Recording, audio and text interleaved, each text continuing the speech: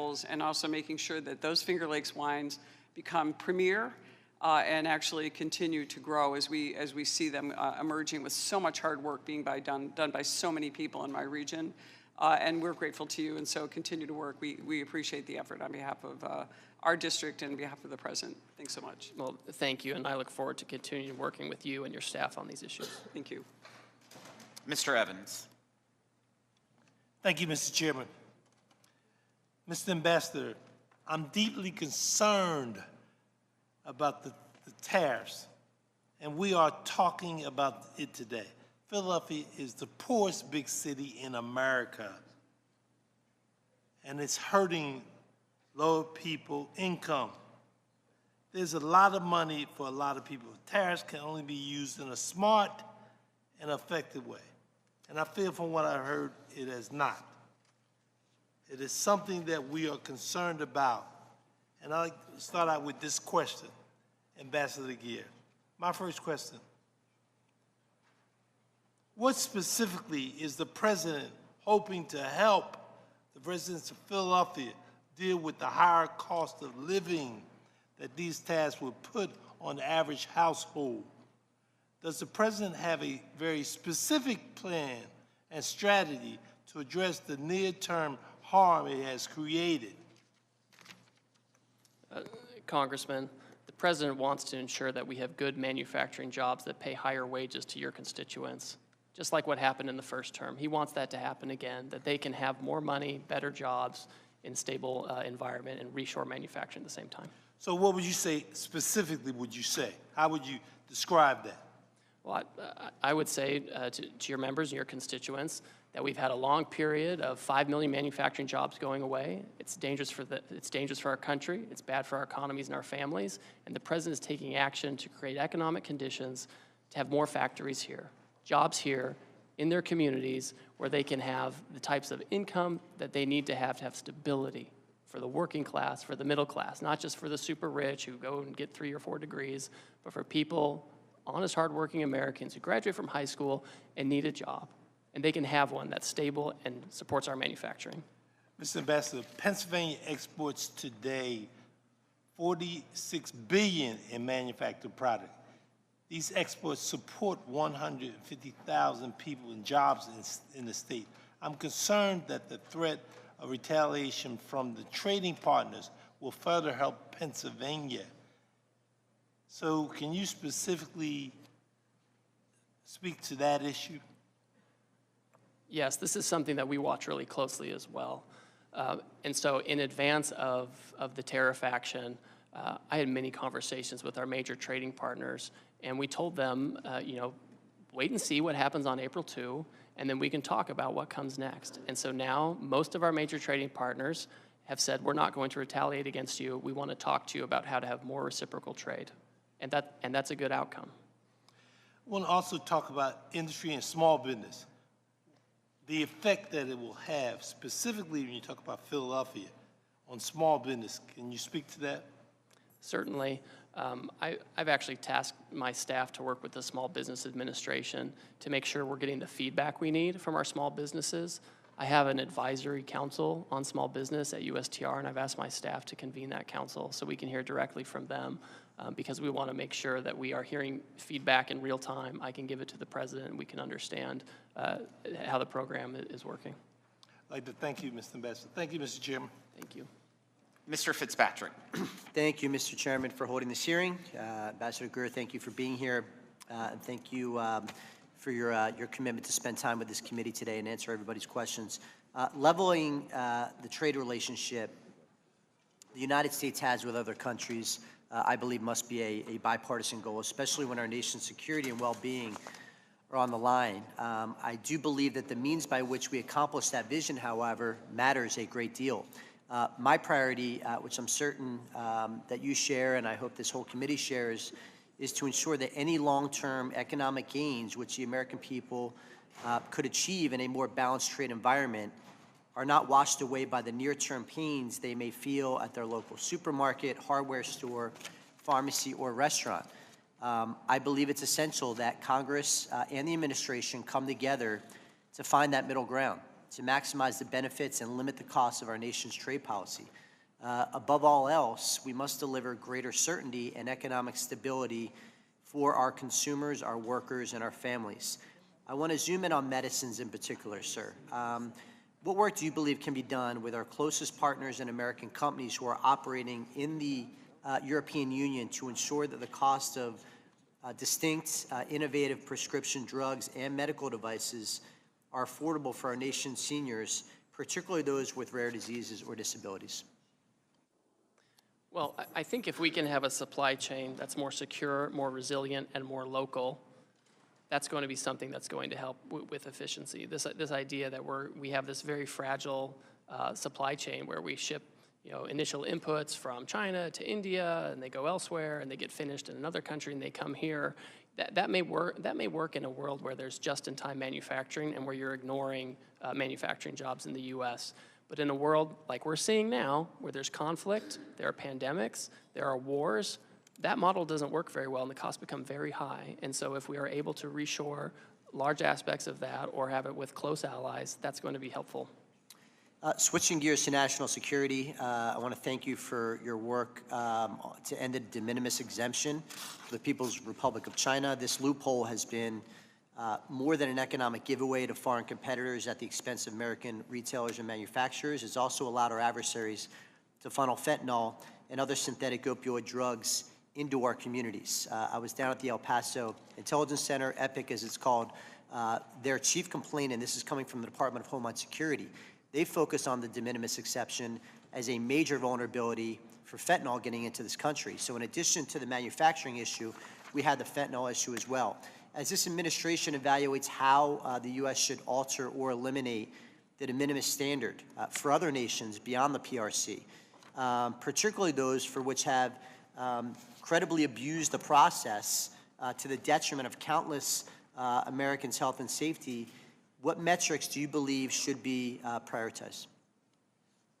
So de minimis it's really a customs and border protection issue. It's not my jurisdiction, but I think some of the things you've talked about, the loss of revenue, tariff evasion through use of de minimis, counterfeits coming through the de minimis program, illicit substances coming through the de minimis program. These are all the types of things that need to be captured, whether it's from China or elsewhere. I think it's a real problem, and I think Customs and Border Protection should look into that. And finally, very briefly, sir, on the USMCA, recognizing that the agreement is facing a sunset review process that needs to be completed by July of 2026, can you share any details about how you anticipate that review will be conducted? Certainly. There are a few parts to this. First of all, there's a public consultation process that's set out in the statute that USTR will follow. We'll follow the law. There's a congressional consultation process, which of course we'll follow. When I think about ways to enhance USMCA or our relationships with our trading partners, one thing that I'm very focused on is making sure that other trading partners don't benefit from the agreement without agreeing to the obligations of the agreement. I'm thinking of China or other Asian countries that want to use Canada and Mexico as an export base into the United States and benefit from the USMCA. I don't think that's the right approach. We need to change that. Just one follow-up. Will USMCA qualifying trade, which was not covered under the April 2nd tariffs, continue to be excluded in advance of this review to ensure certainty for our manufacturers?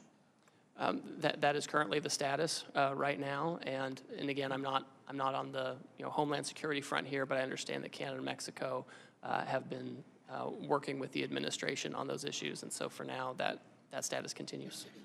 Thank you. I yield back, Mr. Chairman.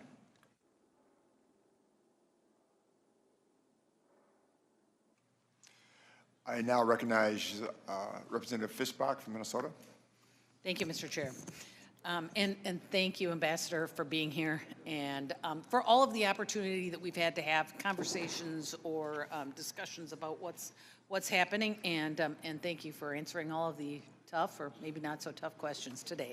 So I appreciate it. And you may already know, but I represent a large rural, mostly agricultural district. And so we do it all. We've got corn, soybeans, hogs, turkeys, and dairy. And but we also grow sugar beets. So I was going to ask you, I'm a strong supporter, obviously, of the sugar program. which has allowed our farmers, sugar refiners, and end users of that sugar to invest in strong and robust domestic sugar industry. So my first question, very quickly, will you commit to working with myself and other members to protect the sugar program and to promote the domestic industry? Definitely, happy to do that. Thank you very much. I appreciate that. And many of the other farmers in my district rely on exporting their products around the globe. While China is a major customer of U.S. agriculture, farmers are constantly searching for new market access and expanding market access in other countries. We've seen reports of numerous nations coming to the table, and I think it's over 50 now, with President Trump to negotiate new trade agreements.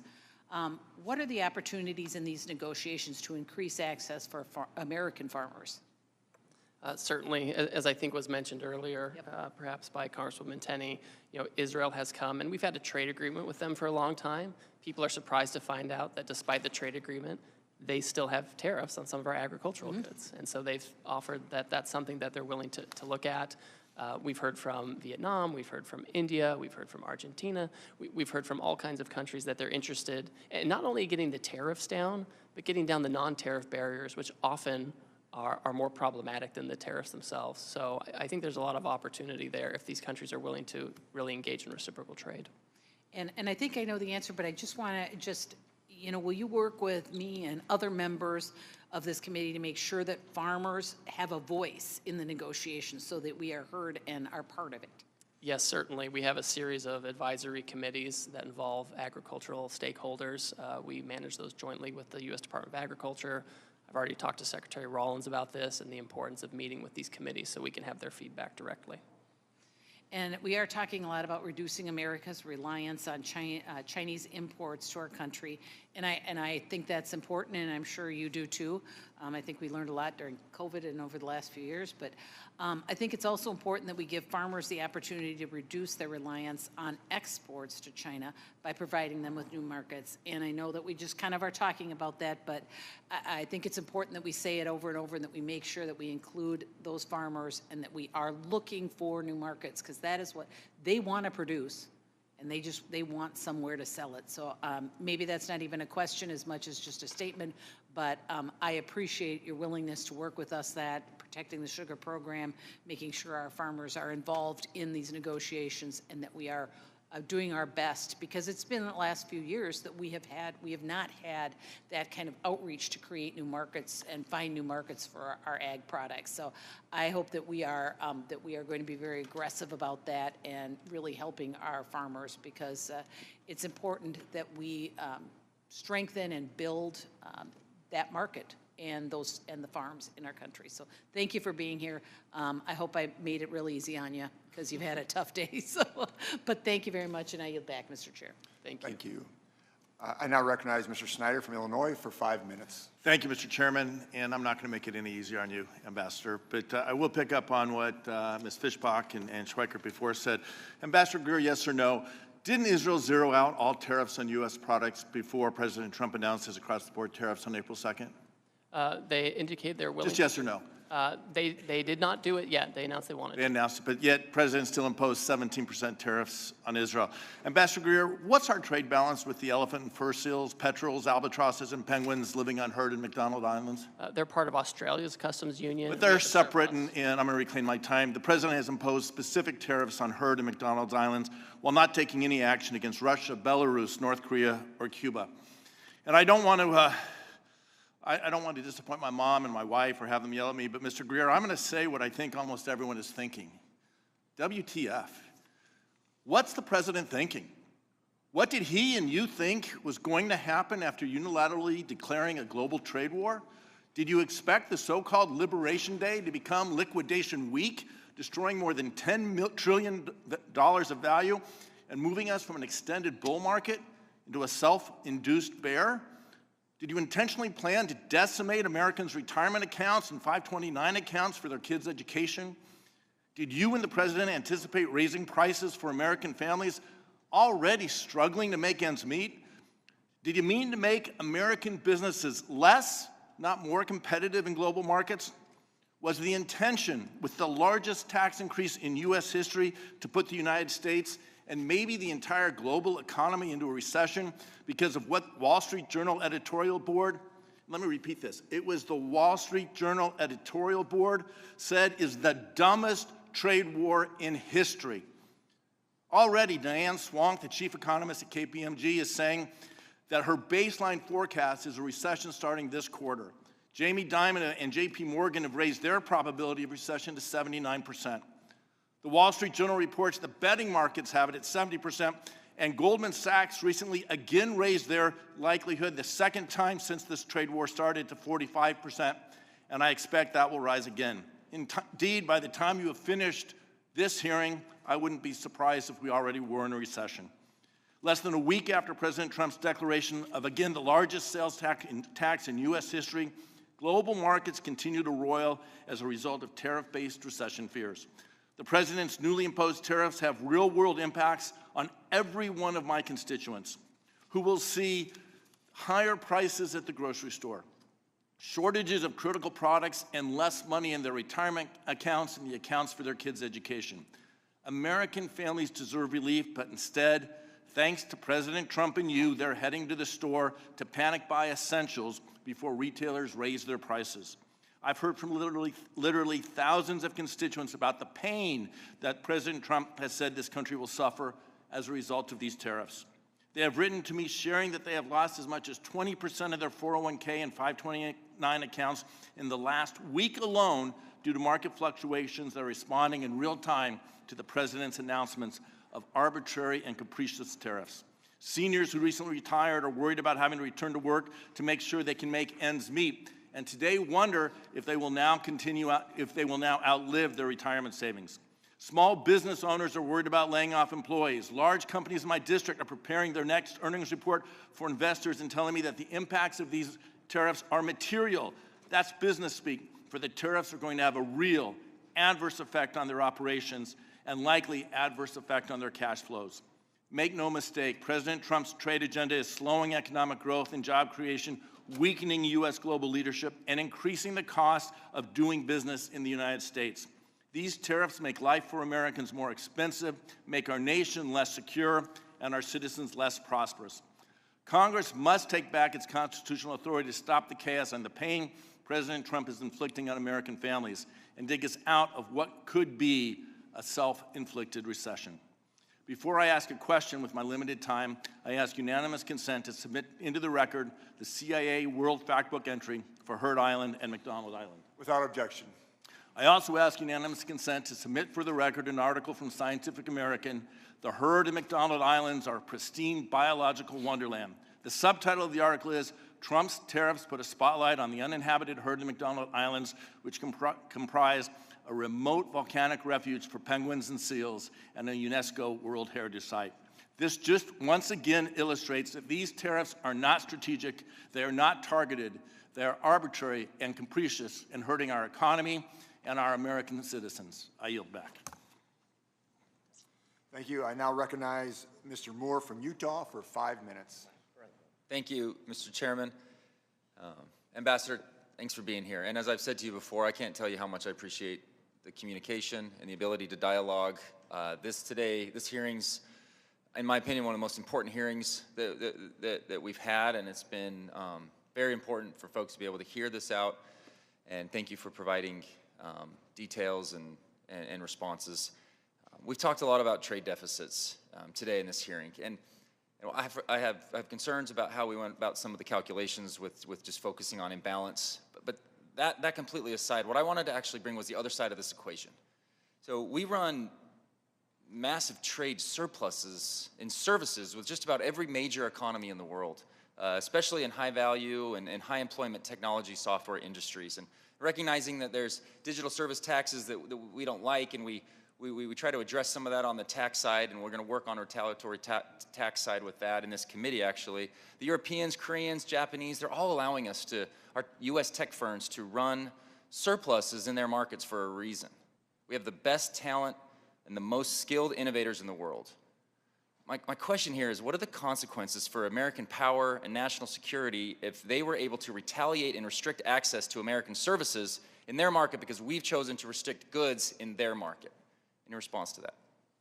So the good news on this is all of these countries, most of them, have said that they are not going to retaliate and they want to talk to us. And they're mindful that even though we have surpluses in many of these areas, they still have a lot of barriers against our folks, right? And this giant book that we put out, that I hope one day we never have to put out again, a lot of this are about the services barriers we have, including in our friendly partners. So my expectation is that they will bring those barriers down. That's my expectation. And this is where I draw some optimism. But we're really early in this. If this is prolonged, does their position on no retaliatory commitment, does that wane? And that's something we have to be hyper focused on, and we've got to be vigilant. I have a big concern, and I would, to what extent would you have a concern? Are we at the risk of losing the AI race to China if we lose our innovative edge and our exporting advantage over China? So I think that we benefit from having huge innovation here in the United States. We have an economy that cultivates innovation. We prioritize it. We have an intellectual property system that protects it. You don't have those kinds of things in China, right? You don't have that level of protection. You don't have that level of attractiveness. Now, we can't be complacent by any means. I think it's incumbent on us to continue to have domestic laws and incentives to make sure that we're innovating here. And it's important to have manufacturing, because manufacturing and innovation go along with each other. I'm going to add to that. So really what this boils down to, and I'll try to make it a little personal here. You and I went to rival universities. We're still working through some of those challenges. For now. Yeah. We may never see eye to eye on it, but we were both probably 40 minutes away from some world-class ski resorts on the Wasatch Back during those college years. During college, I always went to the Sports Den. It's a local sporting goods store, and I've known the owner, Mark, for over 30 years.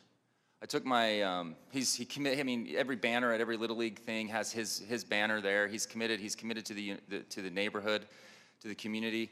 He's weathered the e-commerce revolution. He's weathered COVID. He's been able to sustain this business through some of the toughest times. I took my son's bike in there on Saturday to get fixed, and I've never seen him like this. I've never seen him so anxious, so nervous about what's going on. He pointed to everything in his shop. I buy ski equipment from him. We rent stuff from him, all the gear. I've never seen him like this. And I would ask you, what do I say to him? He's really nervous right now, and I know it's impacting, and I know it's just a lot of concern. What do I say to him?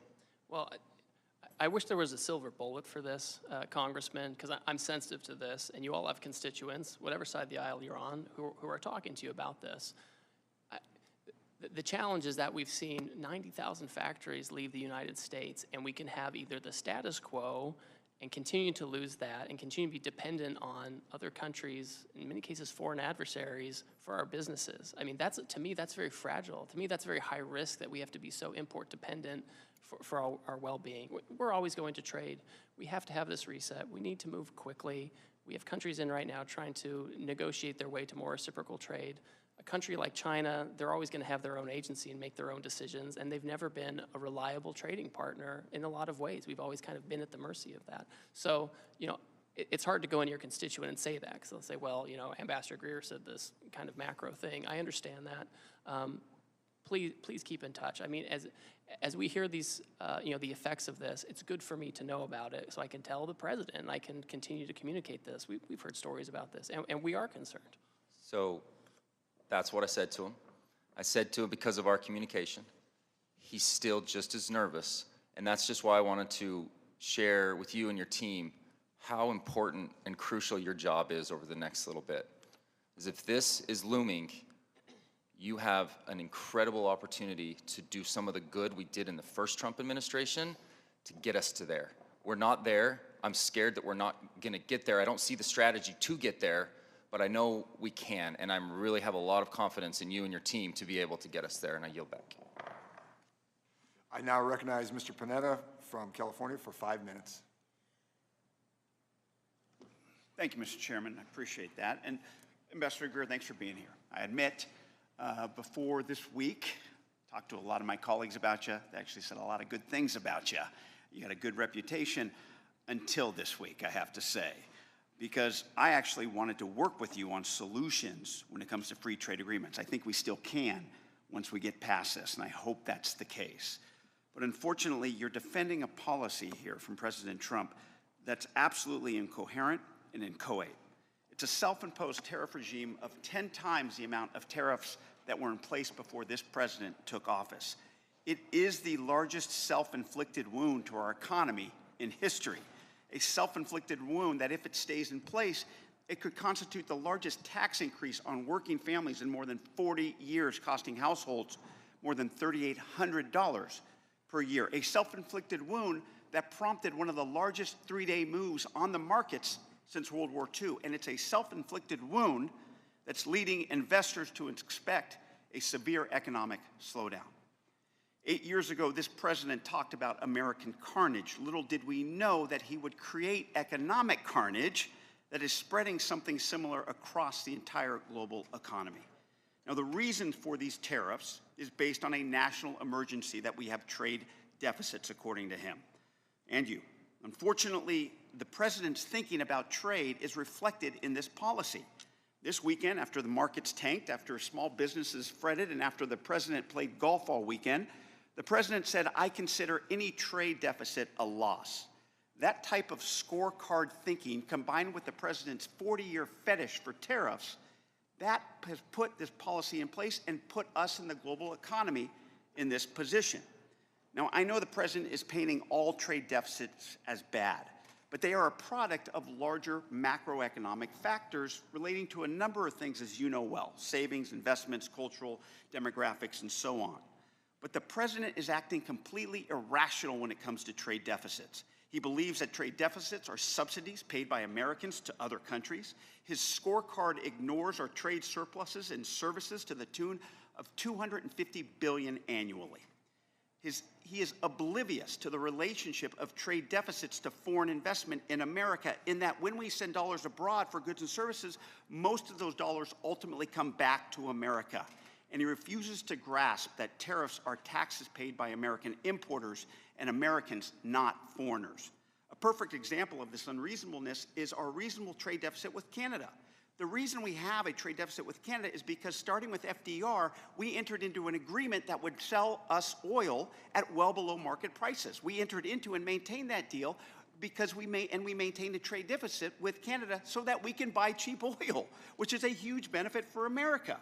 And if we took that oil out of our trade relationship, guess what? We'd have a trade surplus. Yet Trump says we're getting ripped off, even though we are actually getting the benefit of that sweetheart deal. Now, absolutely, sometimes a trade deficit is a loss. Foreign trade barriers are a problem. That includes tariffs and non-tariff barriers. But there are ways to remedy these things. Free trade agreements, as I talked about. Free trade agreements that don't require a tariff policy that cripples our economy. Yet, due to the president's fetish for tariffs and superficial thinking on trade deficits, the president has imposed a trade policy that makes the global baseline of 10% with countries that have trade surpluses like Singapore, Australia, Netherlands. Countries we have free trade agreements are getting tariffs at 10%. Countries that are free trade countries are getting tariff at 10%. It does make no sense. It makes no sense of exactly what the president wants to fix or how he's going about these tariffs. Now, it's really contradictory based on the lack of clear messaging out of your administration. If other countries eliminate their tariffs and we eliminate ours, that's just deal making, and we don't raise revenue, and businesses don't relocate to the U.S. If it's a permanent revenue source and you want to relocate to the U.S., then going to have these tariffs permanently, and there are not going to be any deals. So what is clear is that you can't have it both ways. Additionally, tariffs undermine our national security, as we're seeing in the Indo-Pacific region. Look, I know the president wants to bring back the Rust Belt. I get that. But a big part of that is political. It's nostalgia. And nostalgia, as they say, is the rust of memory. We are not victims here. Our economy is the envy of the world, partly because it was our choice to invest in other countries over saving. It was our choice to have bilateral trade deficits. This is not some unexpected crisis here. This is no extraordinary or unusual threat. This is because we chose to invest in other countries where labor is cheaper and therefore products are cheaper. And as we know, it's okay for working families to want to pay low prices for products in this country. I know that the president is saying we're getting screwed, but the fact is that Trump is screwing us.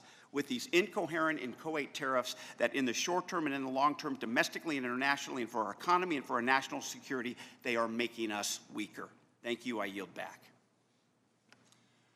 I now recognize Ms. Van Dyne from Texas for 5 minutes. Thank you very much, Mr. Chairman. Ambassador Greer, I'm sure it's been a long afternoon for you, but thank you for sitting it out. I want to thank you for being here today and for your engagement thus far on trade matters that are very important to all of us. Quite the contrast from your predecessor. I know that we've heard that the trade deficit, according to the president, isn't fair, but it's fact, is it not? That we are experiencing $1.3 trillion deficit in trade, that Americans pay out over $360 billion last year in tariffs, and yet the U.S. collects less than $80 billion. I would say that that's fact. That's not just what the president thinks. It's fact. And let me be absolutely clear. President Trump's tariff policy is not a fetish. It's results-driven. For decades, we let our trading partners take advantage of us. China flooded our markets with subsidized steel. India slapped double-digit tariffs on U.S. goods. And the EU buried our industries in red tape. And meanwhile, Washington shrugged. But thanks to this administration's unapologetic use of tariffs, countries like Israel, India, Vietnam, Mexico, and the European Union are back at the table. And they're engaging because they know the United States is now finally serious. And when I hear Democrats criticize tariffs as some kind of economic sin, I have to ask, what's their alternative? Appeasement? President Trump's approach isn't theoretical. It is producing concrete results, as we have seen in the last few weeks, results that the last administration only talked about. Tariffs are working, and not because we like them, but because we need them. They're leverage. And now they're actually making deals from a position of strength. I think that is very important. In North Texas, look, I've seen firsthand the value of trade that is fair, reciprocal, and firmly rooted in America's strategic interests. These are principles that are championed by you and President Trump. And I also understand something too many in this town seem to forget, is that trade without enforcement is surrender.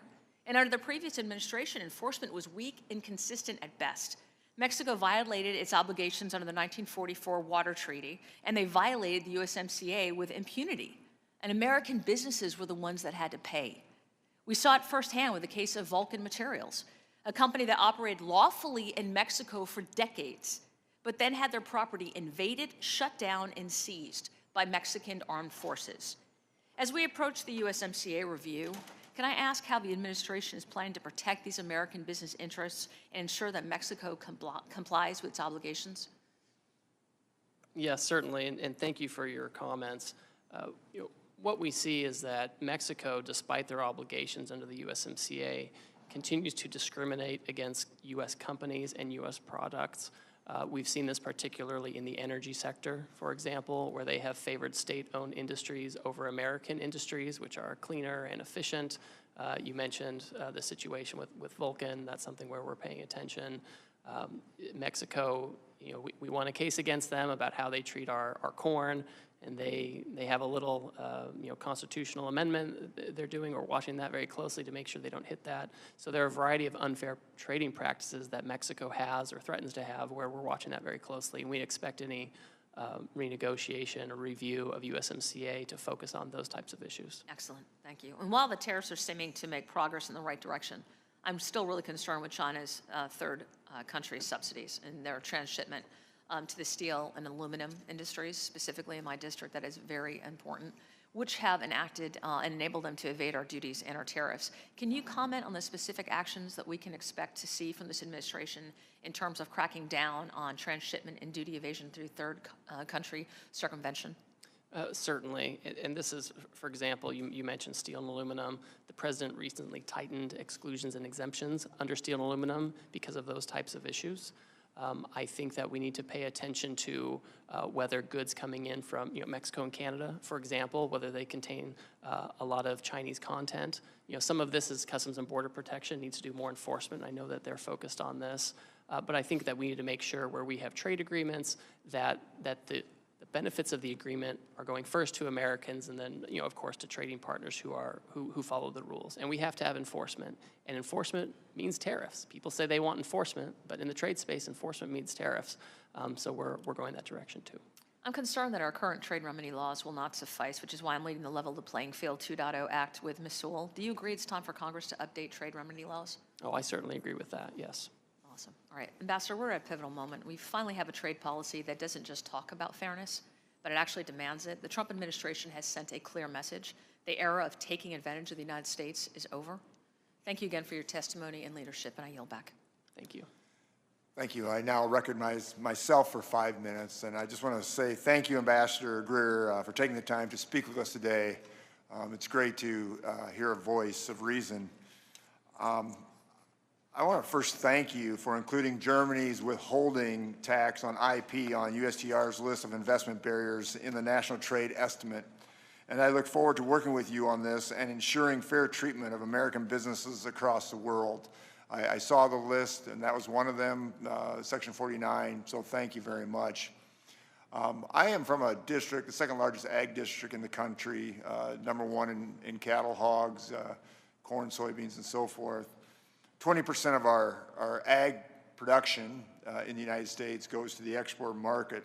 So my hope is to see tariffs imposed last week quickly lead to fair and reciprocal market access and to end many of the longstanding agricultural trade barriers around the world. I mean, that is really my hope.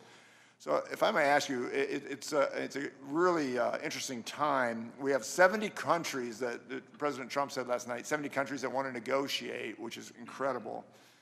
Can you talk to me, do you have the staff and resources to manage all these negotiations at this time, and how can we help? Thank you. I, of course, could always use more staff. We had some folks leave, USTR career folks leave during the last administration. We have my deputies who are currently going through the confirmation process, but we have a strong staff. We have most of our political appointees in. We have career veteran USTR folks who know these issues, who have been there for many years. I know them from the last time I was there. I work very closely with them. This is a situation where we have embraced at the agency, and these folks are truly at the tip of the spear. They're the ones who helped put together this book with all the non-tariff trade barriers that we're putting together. So they know their brief, they know what they're doing, and when the countries come in, there's not a lot of extra homework that needs to be done because we know exactly the barriers we're targeting. So we're doing our best with what we have. I always welcome more staff, of course. That's great to hear. So there's two types when it comes to trade. Obviously, there's the barriers, the concerns, but also there's the opportunity. I think about agriculture, that we can expand our markets to the UK, to India, to Kenya. There's so many areas that we can expand. Can you just touch on that? We're negotiating with 70 countries, but then we also want to expand these markets, these other markets. Can you just briefly talk on how we can create expansion for our agricultural community? Certainly.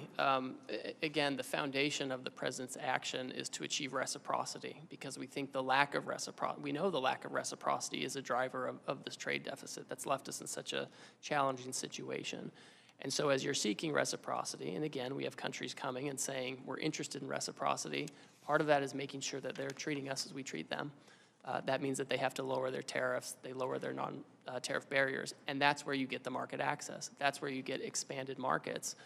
That's where our ag and other producers have the chance to really get their foot in the door instead of little bits and pieces here and there or an uncertain access. You get real access, you get reliable access, something that our farmers can count on. So just to clarify that, so I can tell my farmers by the end of the day, after this is all settled, we should have dramatically expanded markets for them. Would that be a fair statement? I think that's the expectation. Yeah. I think that's the expectation. We certainly want to, I mean, listen, with some countries, it's easier. They have fewer barriers. With others, it's harder. It's going to take some time. And in the meantime, they'll have that tariff. But my hope is that we can have a lot of these countries have reciprocal trade with us and we can be more competitive, whether we're farmers or manufacturers or producers, if we have real access to these other markets. We'll be more competitive here and produce here. I want to thank you for your response to my letter to the USTR's proposed measure on Chinese-built marine vessels and for discussing it with me last week. The proposal of the USTR to counter China's shipbuilding industry would significantly increase freight costs on U.S. soybeans and soy products, in turn making the price of U.S. soybean products uncompetitive versus other countries. I'm hearing from my constituents that global soybean orders are simply being canceled and grain shippers cannot secure freight past May due to this uncertainty. I just wanted to hear from you again. So what can I tell my soybean producers? I'm the largest in the country, to give them some peace in this matter and what's happening? Well, first of all, we should have final decision on that by the middle of this month. Second of all, there were a lot of proposed measures in that Section 301 action on shipbuilding. I think that, and this could have been a communications issue, I think some people thought that all of those measures would be imposed. Those were proposed measures for people to comment on and receive feedback. We've now had that process where we've had the feedback, and now we consider which of those measures is most appropriate. Thank you very much. I now yield myself back. Now I recognize Mr. Gomez from California for 5 minutes. Thank you so much. I want to just get to the point. I want to start off by making sure we're speaking the same language, Mr. Ambassador. Do you agree that tariffs are a tax, yes or no? They're a tax on foreign goods. Okay, so I'm glad you're here to say that, because also economists say that 98% of that tax is passed on to the American consumer, right? 98 to 99% is passed on to the American consumer in higher prices. And it's going to fall disproportionately, especially on working Americans. So higher costs when it comes to food. 40% of our produce are produced out of the country. Cars, clothes, shoes, household goods, all of it. And yesterday, you said, quote, there'll be some short-term pain. I want to know, and I think my constituents want to know, how long is short-term pain going to last? Is it 24 months? I don't think it's 24 months, no. 2 years? I don't think it's 2 years. The reason why, is it 3 years? Is it a month? Because here's the thing, you also said yesterday, the other thing you did say yesterday, is you said the trade deficit grew over 30 years. It didn't happen overnight, so this problem is not going to be solved overnight. So you're saying on one hand, this is not going to be solved overnight, but then the long-term pain, it's going to be short-term pain. That doesn't compute. People don't believe it. And here's the thing. Just yesterday, it was said that it was going to be a $3,800 a year increase falling on working families and the cost of higher prices. It increased to $4,600. We had to actually cross that out because we made this board yesterday. What is the tax increase going to be tomorrow? Is it going to be $5,200? So, and the reason why is that we have different definitions of short-term pain. What was your last, before beginning confirm at USTR, where did you work? I worked at King & Spalding. King & Spalding. How much does a partner make at King & Spalding? Well, it depends on a lot of different factors. But so it makes I can pull up your financial disclosure. I don't have it in front of me. But one of the things that we're shown, it's about $1.5 million. My constituents don't make that. The average American consumer doesn't make that. The way we do it is every single month, we look at our budgets and see how much we spent, and then actually have to decide what do we have to pull back on. I grew up in a mobile home working several jobs. So here's I know what it means. Here's the thing. You in a mobile home. You also have a cabinet of billionaires. You have Lucknick, you have Besant, you have the president himself, you have Elon Musk, Donald Trump, who has billions. So for them, $4,600 doesn't mean anything. But for the average worker, it does. So this is where I say, you guys are out of touch when it comes to things. And I recognize you're working a lot of different jobs. So I'm going to move on to ask a question. In your testimony, you said Ms. Sanchez said you are the acting head of special counsel. Aren't you also the acting head of the Office of Government Ethics? I was recently assigned to that position, yes, Correct. Mr. Gomez. So let me get this straight. You are the chief USTR representative, the active chief of ethics. You're also the chief whistleblower, and now you're leading negotiations of 70 countries. So where's your priority? Those other jobs, or is it the trade agenda? Well, my first job is USTR, and we have staff at the other agencies so to the help reason why execute it doesn't seem right, here's why. Because I've learned over the years, if you want to make somebody feel special, you give them more titles. Because in the end, who did Donald Trump said was actually running the trade agenda? Well, the Commerce Secretary Lucknick, that's who he said. Here's another question. Are you using Signal to communicate with the executive branch? Yes or no? with the community. We do some logistics from time to time. Okay, well, make sure you're, as required by the Presidential Records Act and Federal Records Acts, that you're submitting those for posterity. We'll talk to our general counsel to see what's required by law. Also, do you still stand by the formula that was used to assign the tariffs? Oh, yeah, the White House economist, yeah, it's driven by the deficit. Okay, the reason why is that conservative economists have said that this formula was actually, there's miscalculations in the formula. That some people are even saying that it was ChatGPT was used to come up with the formula. That's not true at all. So it's completely false. Here's the reason. It's completely false that ChatGPT was used. The reason why is like, nobody has confidence in what you're doing. Because you're basically, you guys are saying, trust us. Trust that it's going to be short-term pain. But here's what we see. We see a plan that doesn't make any sense, a formula that has flaws in it that people have torn apart, that you've seen the price increase in the stock market crashing and red lights blinking on a recession. So, and then you impose tariffs on an island that is inhabited by penguins. So the consumer confidence is plummeting, and it's going down, down, down. And you guys are saying, trust us. That the Republicans, Donald Trump, Elon Musk, and you guys know what you're doing. So that doesn't pass the smell test. It doesn't make any sense. We worked on other issues before, and I hope we can work on other issues moving forward. But you guys need to be straight on who's running the show, because this is going to fall and hurt the American worker. With that, I yield back. Ms. Malliotakis.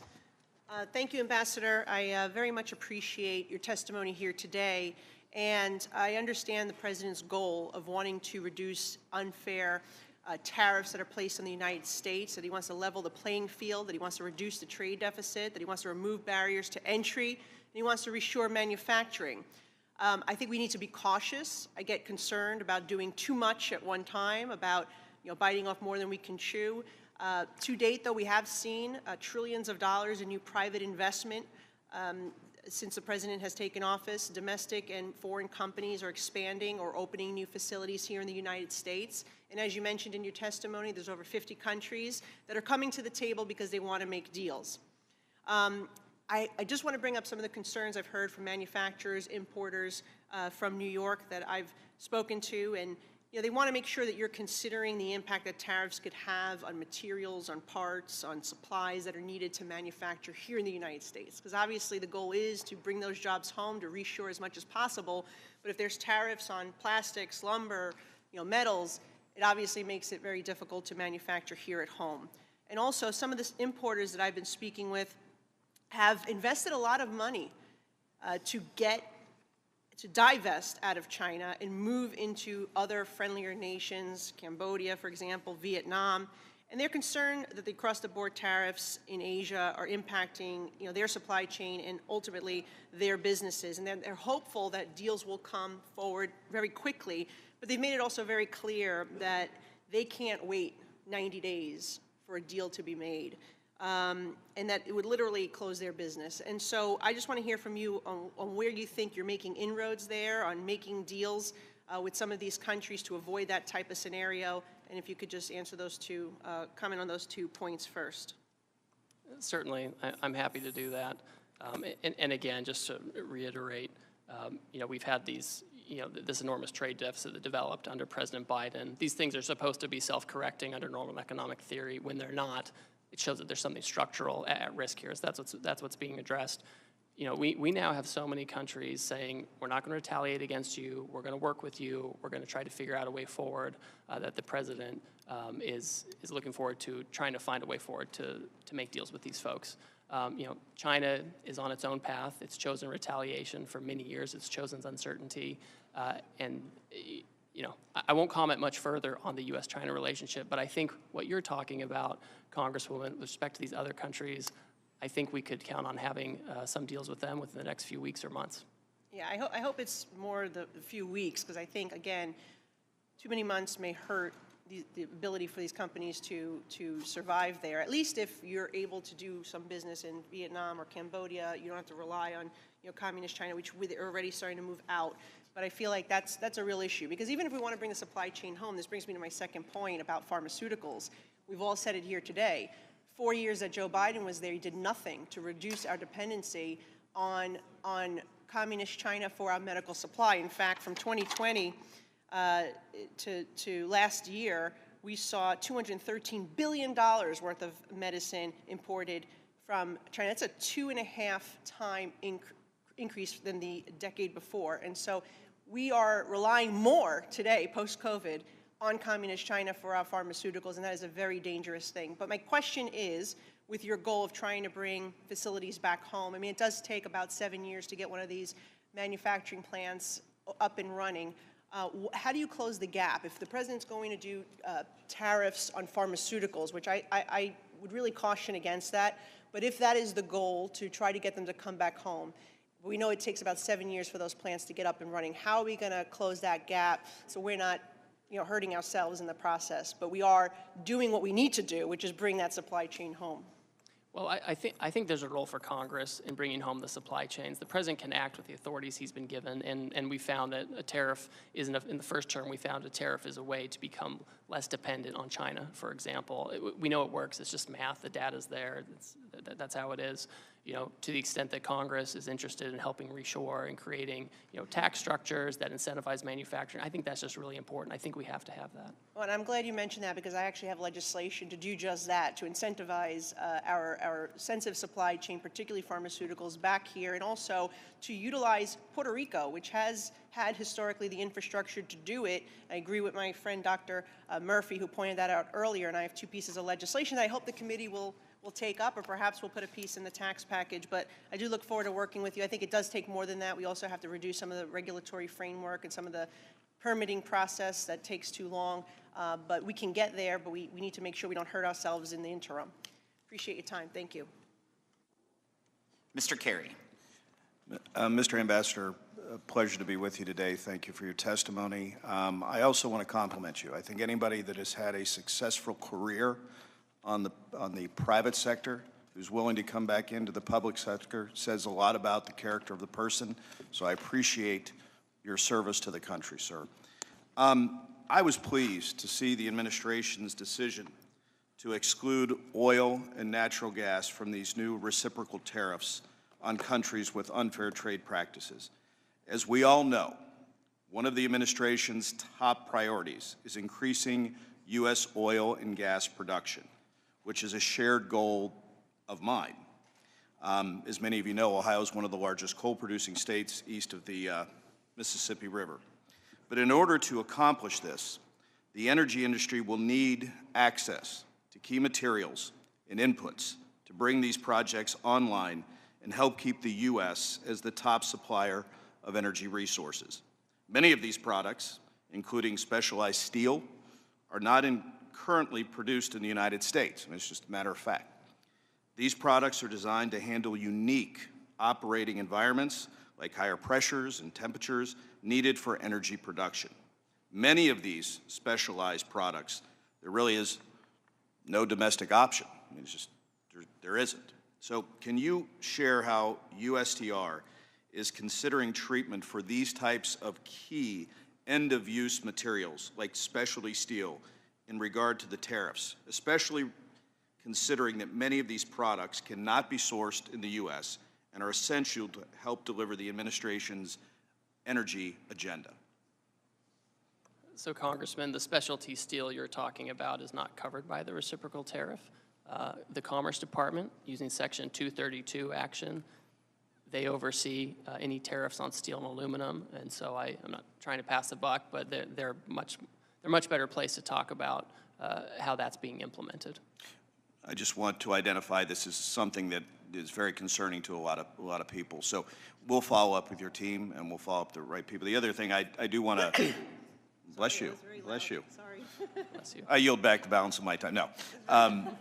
Ambassador, I also want to echo Congressman Feenstra's comments about the Chinese-flagged vessels that are going into certain ports. That's a very, very big issue for a lot of commodities. I don't care whether it's corn or coal or soybeans, whatever it is. So I appreciated your remarks on that, but it's something that we will definitely follow up with you on.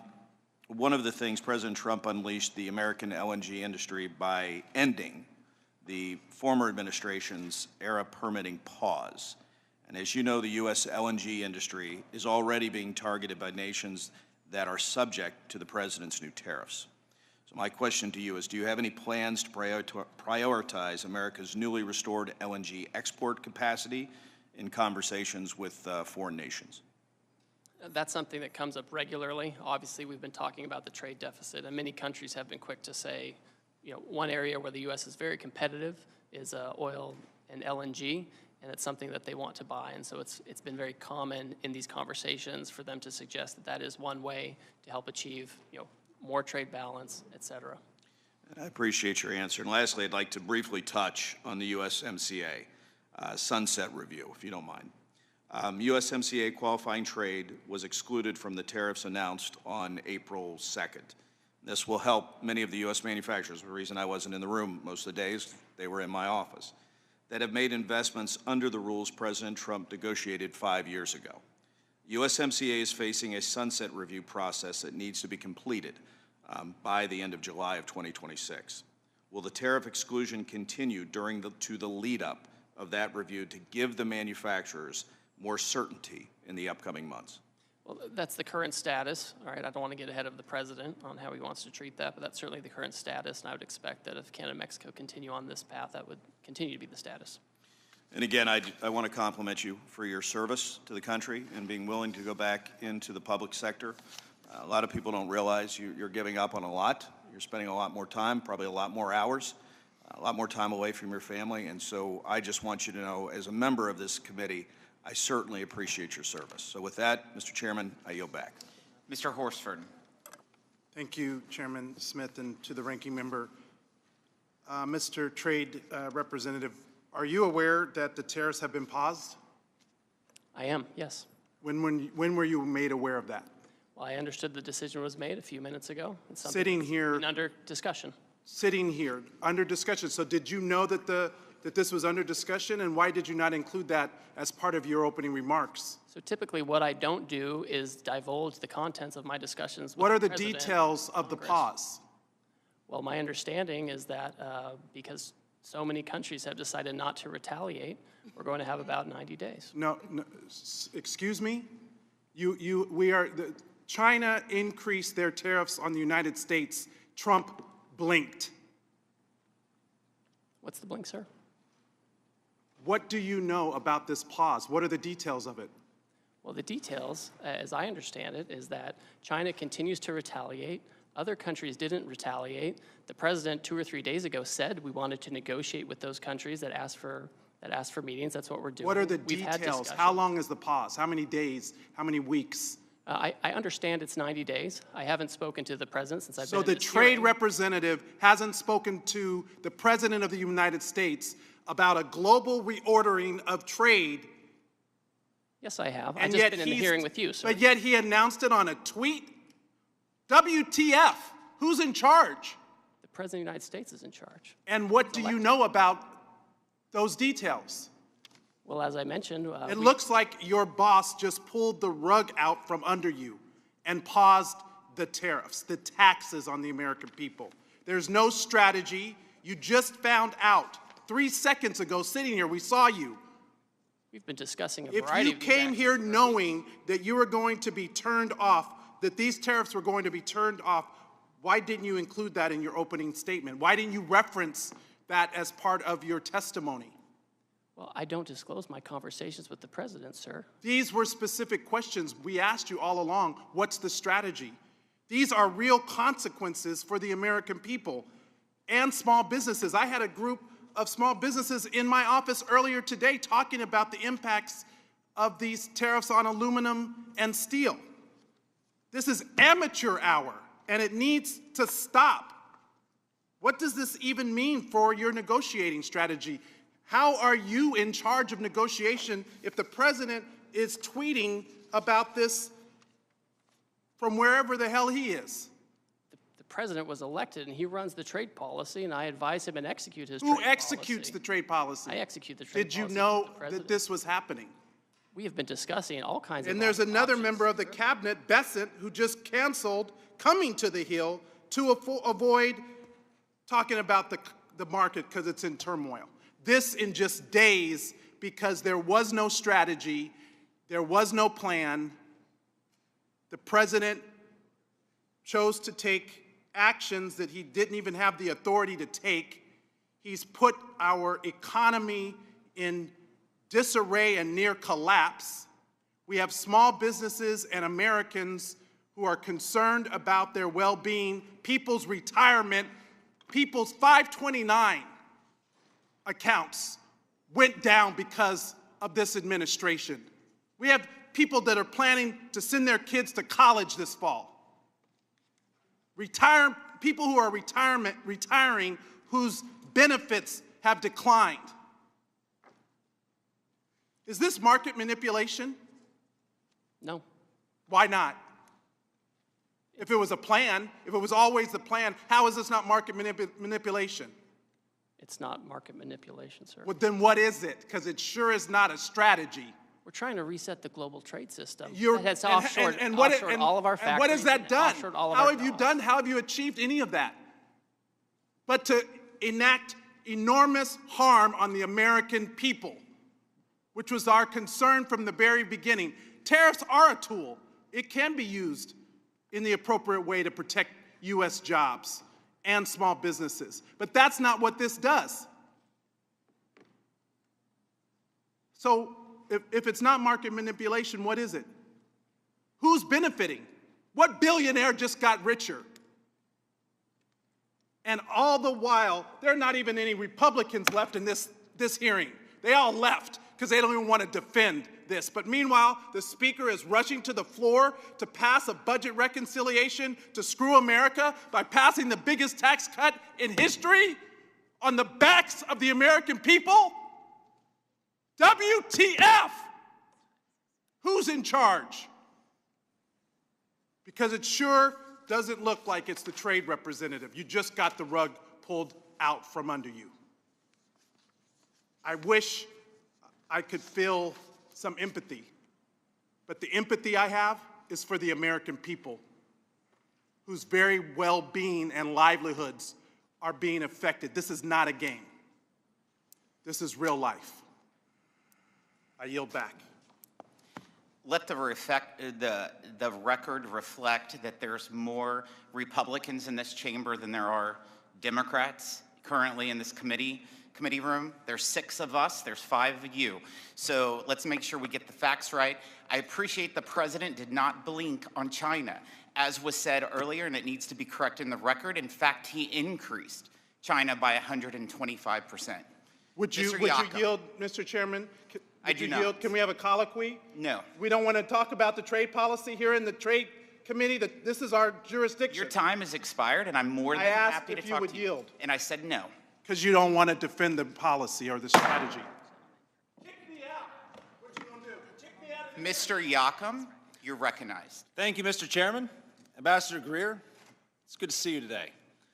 As we discussed in the past, Indiana's 2nd District has the type of production economy that he would like to make for the entire country.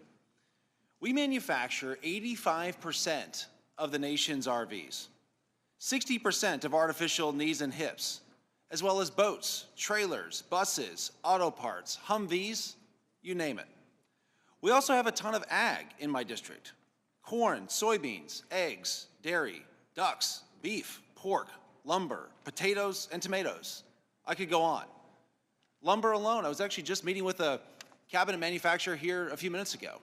I couldn't even remember if I had been to that cabinet manufacturer's site because we have so many of them in my district. I don't know how we do all that in one area, but somehow we do. All this to say, supply chains matter, both getting inputs in the door and outputs out to market. Small hang-ups can create expensive backups. A drip of price hikes can turn into a stream, and that stream can turn into a river for something with thousands of components. I hope we can get some good deals quickly. It probably won't come as a surprise to you, Mr. Ambassador, when I tell you that when an RV or boat is exported, it tends to not go very far. In fact, 90% of RV exports are to Canada. However, Canadian retaliation tariffs against RVs begin today, and boats are on the bubble. Are you consulting with industries and companies being targeted by these retaliatory tariffs? So Congressman, in many cases, yes. I understand that the retaliatory tariffs by Canada are related to the steel and aluminum tariffs. And so that would be the Commerce Department. But we certainly, we meet with all these folks, right? Whether it's covered by the Commerce Department or someone else, they want a meeting, we take it, we listen, and we provide the feedback that's necessary. You know, and obviously, we're talking to all of these countries to get to a position where we have better terms of trade with them, where we can ensure that we have domestic steel and aluminum manufacturing and the other critical sectors that are so important to our economy. All right, thank you, Mr. Ambassador.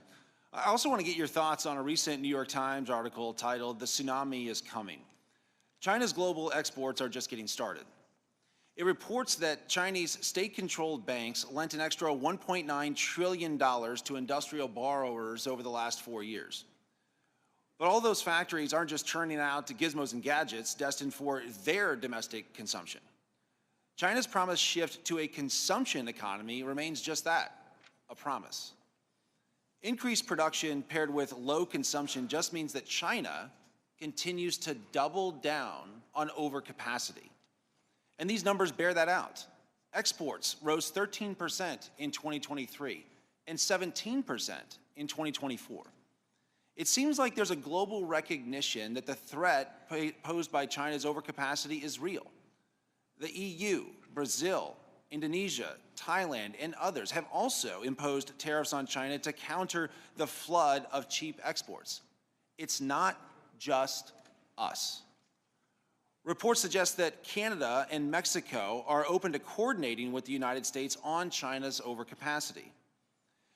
Are you able to comment, Mr. Ambassador, on reports that Canada and Mexico are open to coordination on Chinese overcapacity?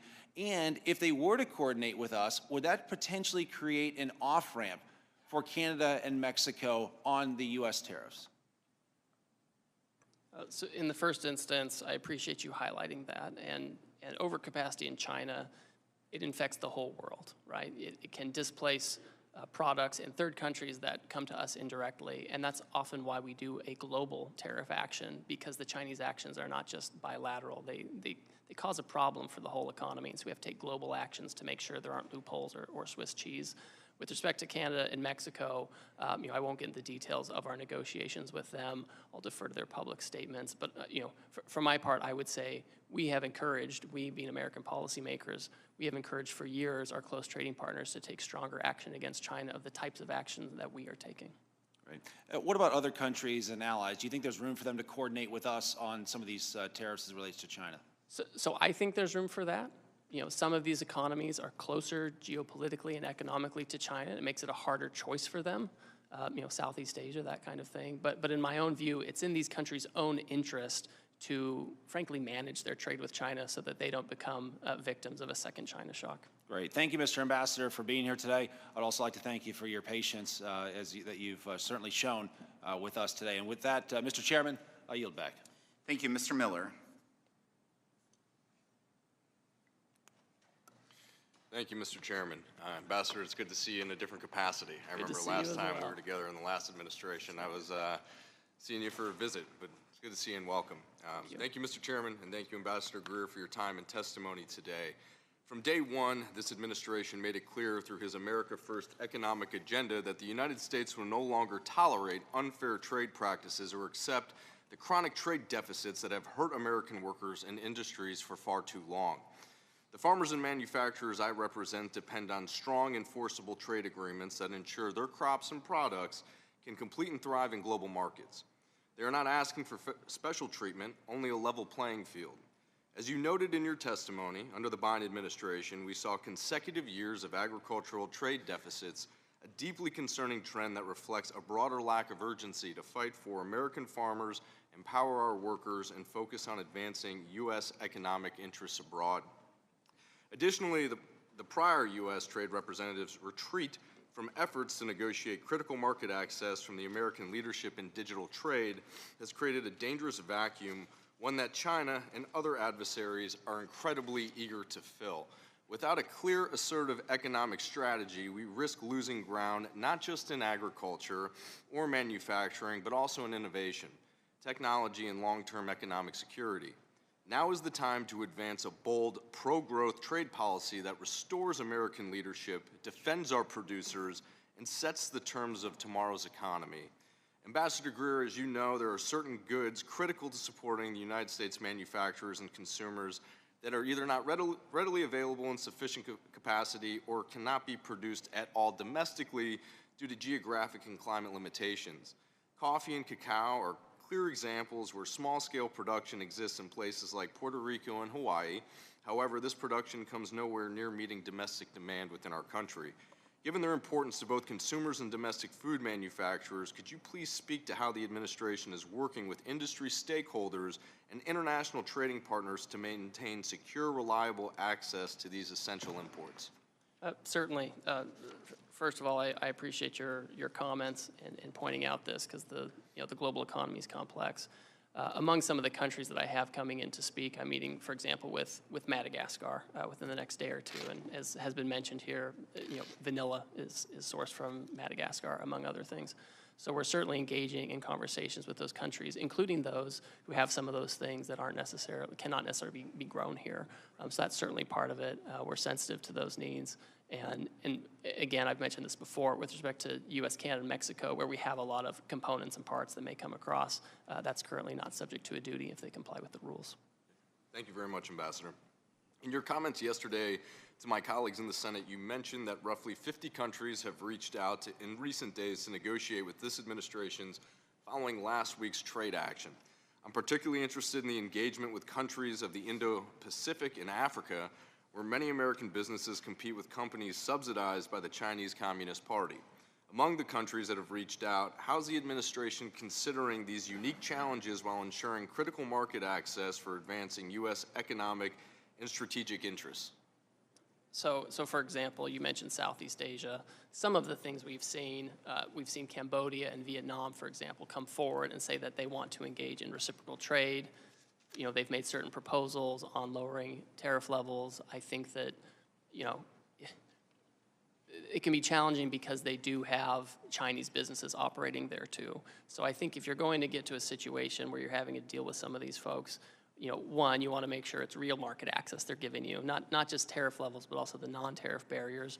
And you also want to make sure you're not giving a benefit to Chinese companies operating in those countries, right? We don't want some deal with them only to have it become Chinese companies, pushing product to the United States through Vietnam or Cambodia. So that's something we're looking at in terms of rules of origin, et cetera. Well, thank you very much for your attention to detail on this matter. It's big in our district, and so that's why I bring it up, and thank you for your answer. And if I may, and it's a little bit of a tough one, but on what timeline do you expect these negotiations to move, and the outcome, what should we be watching for as the trade commitments from our partners across the globe? Certainly. Well, before the action even went into place, trading partners knew action was coming, right? They heard the president, as everyone had, and so they came in advance to talk about possibilities where they could have more reciprocal trade with us. This afternoon, I have additional meetings. I'm working with other members of the cabinet to make sure we can, work with these folks, understand where they're coming down, what their offers might be, and this is job one for the next few weeks and months. Well, Ambassador, I just want to thank you very much for your hard work, your dedication to this country, and the service that you're doing as ambassador. And just checking here, seeing as some of the tariffs that the president is doing have already adjusted a bit. The market's up 2,300. So I know it's in the beginning of the administration, but I feel very confident about your direction and leadership moving through with these negotiations. Thank you very much. Thank you, Chairman. I yield back. Thank you. Ms. Plaskett. Thank you very much, Mr. Chairman and Ranking Member. Ambassador, good afternoon. I had quite a number of questions about tariffs, but since that's on pause, I'm going to pause on those questions and deal with one that is more specific to my district and one that I'm concerned with, and that's regarding a proposed rule that you have that has been put out, and I know that there have been testimony about it. In the U.S. Virgin Islands and throughout the Caribbean, as well as some of the other territories in Hawaii, we import virtually everything needed for daily life, from food products, poultry, groceries, vehicles, etc. 97% of the food that's consumed in my district comes from imported goods. I'm deeply concerned about the impact of trade actions, particularly because it seems very apparent that I don't know if the American territories have been thoroughly thought through and the impact this will have on us in some of these tariffs as well as some of the proposed rules. Proposed action taken under the Office of the U.S. Trade Representative, Section 301, authority, right now does not provide a balanced solution, particularly when it comes to American businesses and jobs in the shipbuilding capacity. We know that you've proposed a rule to provide, to impose fees on those ships which are not made, that are Chinese made, that are not American made. However, a large portion of ships which are much smaller than those that are made in American ports, the American ports are predominantly making those for the military purposes. It's cost effective for them to do it for the military, but not for those kinds of cargo shipping that's done in the Caribbean region. It doesn't provide a balance for us, and we are concerned not only in the Virgin Islands, but Puerto Rico, as well as the other Caribbean islands, that this imposition of $1 million per port that is being proposed will bear incredible impact on us. U.S. shipping industry serving the Caribbean cannot absorb additional costs of the proposed port fees, which would have a significant economic consequence to us. I have the median income, family income in the Virgin Islands is $30,000 a year. The cost of $1 million per port is going to be passed on to the consumers in my district, to the business owners. We are about to start a rebuilding of 20 schools, 2 hospitals, a complete microgrid, complete utility rebuilding both in the Virgin Islands and Puerto Rico.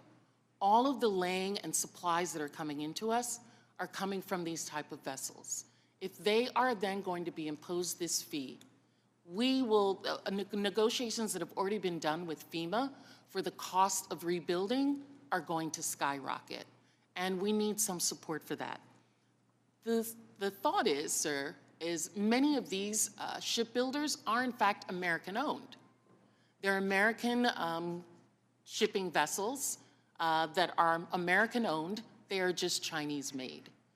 Has there been discussion about having some exemption for American-owned, American vessels that are coming out of Florida, going into the Caribbean?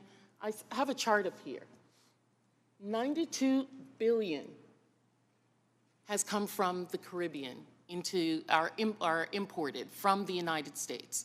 The Caribbean region, which only has 80 million people, is the 4th greatest trade partner with the United States. Have you thought about exemptions for those individuals who are in there? Thank you for your thoughtful comments and feedback. We've also heard from other territories that have expressed similar concerns, and so we've had a process going on with hearings and collecting comments, and this is certainly something that we take on board. I think it's very important. We have 2 things we're trying to thread here, right? One is the Chinese make all the ships mostly, besides Japanese and Koreans, and we don't make any ships, and so we need to change the incentives there. But then we have the issue you're talking about is, we're not going to make 25 ships on April 18th, the day after we put in any kind of measure. So I certainly think that there has to be accommodation made for circumstances, because we're not going to have all the ships on April 18th. So this is helpful to me. No decision has been finalized yet. I would also put this out. The other concern is one that has been mentioned by my colleagues as well, is national security. We cannot have Caribbean nations moving closer to China, who is already on the shores of these Caribbean nations, to try and do increased trade with them. If we are having a trade war with China, if we want to ensure that America is first, America needs to be first in its 3rd border, which is the Caribbean. That was said by President George W. Bush. That is the 3rd border. That is what we need to secure, and we're not going to do it if we are pushing American shipping companies outside of the Caribbean, and they have to go to China to do that. So I want to thank you for your consideration of this. Thank you. Mr. Bean. Thank you very much, Mr. Chairman. A very good afternoon to you, and good afternoon, Ways and Means Committee, and a special welcome to our special guest, Ambassador Greer. Thank you so much. As I look at the clock, you have sat in the hot seat for 4 hours, and the hot seat has gotten hot. I know it's gotten hot. It's gotten hot because you and this president, President Trump, have chosen to not ignore a problem anymore. It would be so easy just to ignore it. It would be so easy to ignore our collapsing manufacturing base.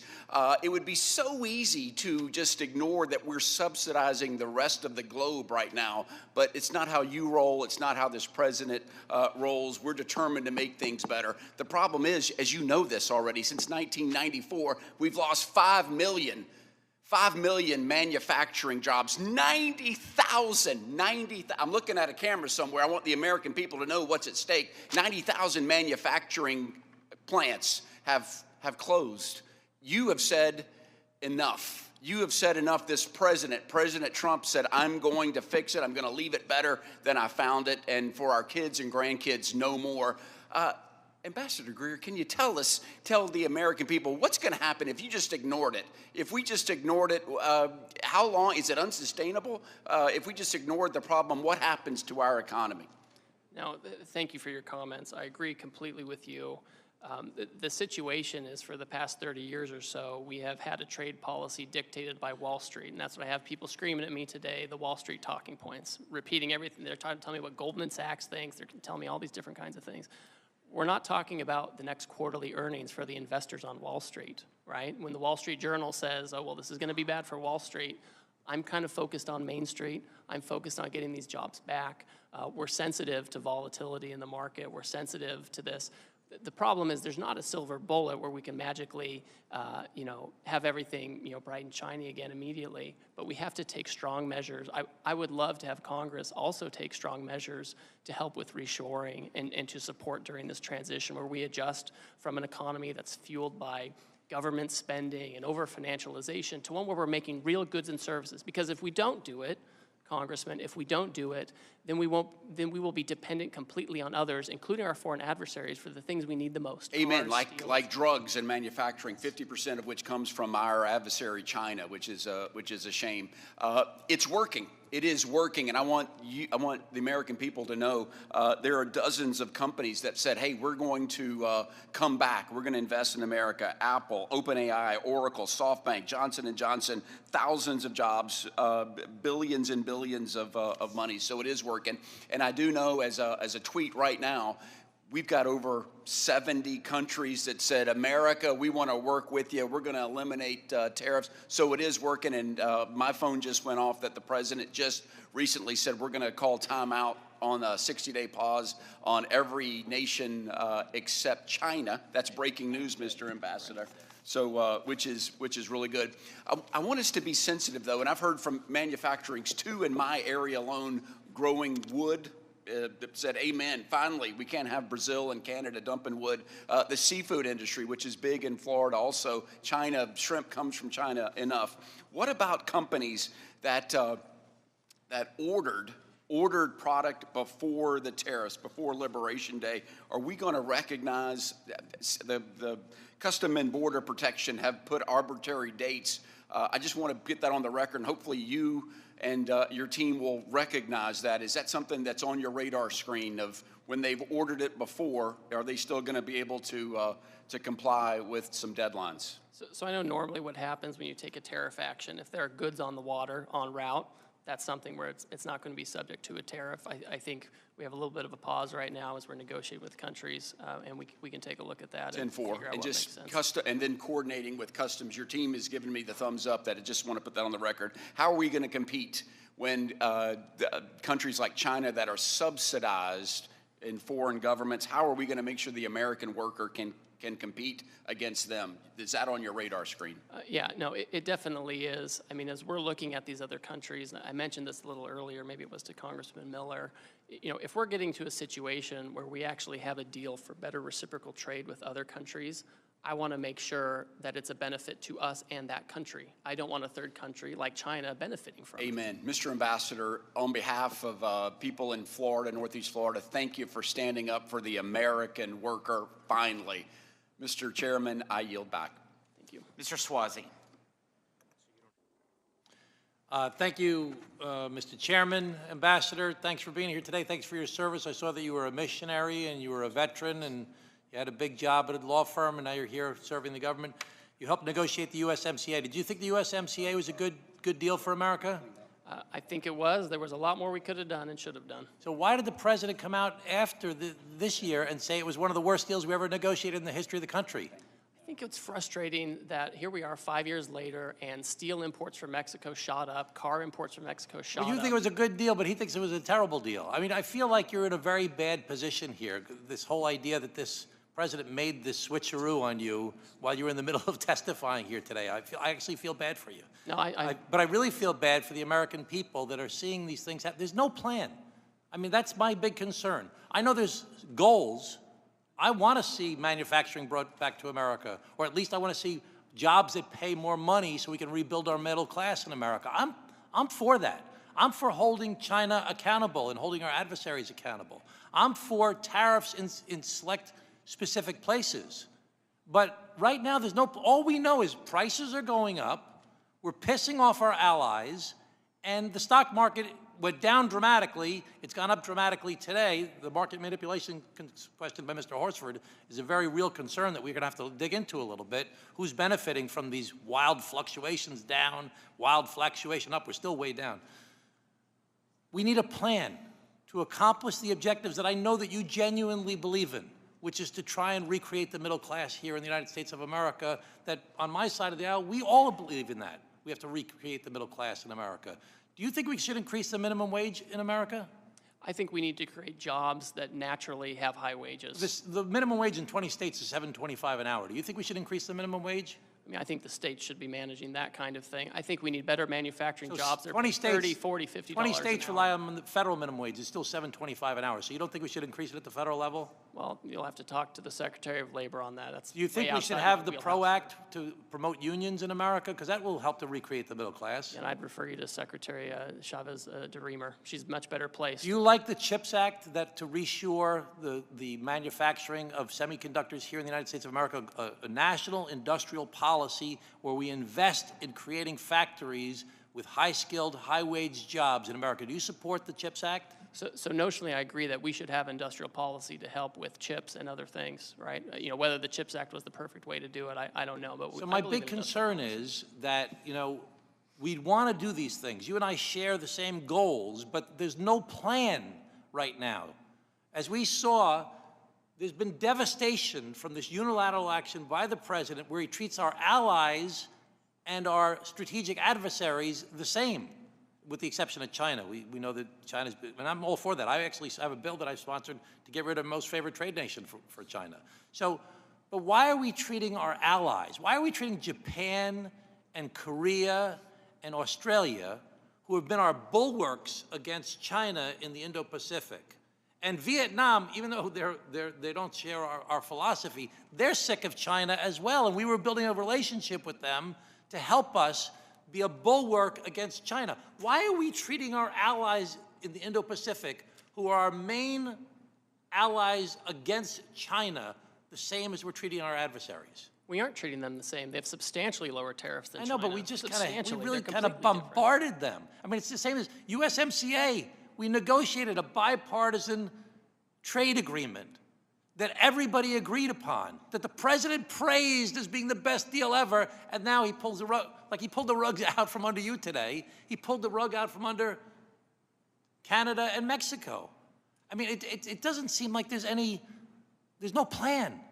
Do you think that there's a plan, and can you share the plan with us? Certainly. Listen, I'm very confident in the president's policy. Goods that meet USMCA rules come in duty-free. So when the president comes out and he says, we're going to have a tariff to make sure we're treated the same, that we can get rid of these deficits. We have a baseline 10% to make sure that we don't have Swiss cheese in this program. And then we have higher tariffs on those who are the worst offenders. That's why you end up in the president put in place the president put in place these high tariffs. But today, he just yanked them out. Is that part of the plan? Was that always part of the plan? Well, they're paused. The reality is, a lot of these countries have come to us and they said, we understand American leadership, we understand what you're trying to do, we want to have reciprocal trade with you. China has taken a different choice, and so they're on a different path. Our Western Hemisphere countries, they all have the lowest rate. They have a 10% rate, right? The UK, Australia, they have a 10% rate. These are all the lowest. The big issues are in Asia, where we saw the offshoring, and China is in a category all by itself. Okay, thank you, Ambassador. Appreciate your time today. I'm very concerned there's no plan, and this is being done kind of willy-nilly at the last minute by the president, out of his head. It doesn't really make sense to us. It'd be great if we knew what the plan was and it was shared to us by the administration, and even if it was done in a way for our committee, that we can at least know what's happening.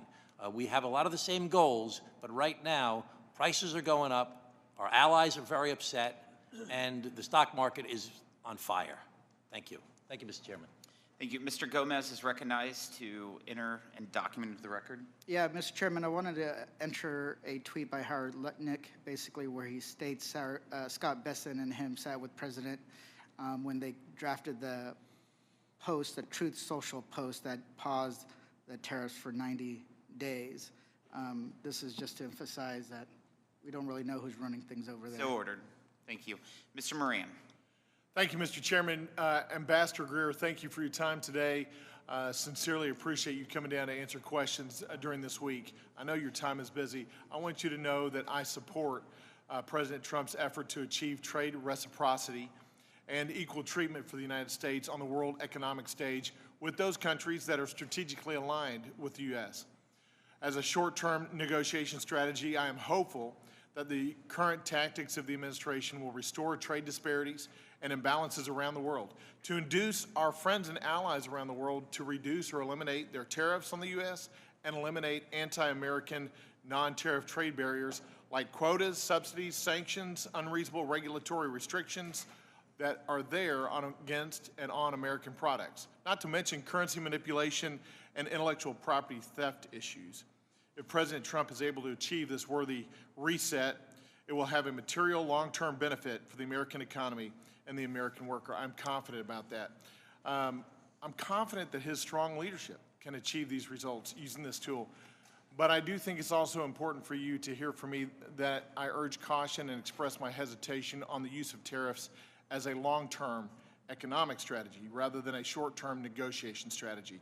In my opinion, freer trade practices traditionally have helped spur economic growth, technology innovation, and cooperation of economies. Freer trade also helps to keep consumer prices lower, in my opinion. I want to come back to and visit this idea of China, because I think China really is the big problem here. When we're looking out on the world stage, I was glad to see that we even went up today from 104 to 125% on the tariffs, according to the tweet that was put out just a little bit ago. And China, I think, needs to be our focus on where we put our efforts in the next few months. The de minimis rule is $800, or was before the recent executive order. I want the American people to understand. I would love for you to explain how the China-friendly de minimis rule was helping China companies undercut American companies before the president's April 2nd executive order went into place. Certainly.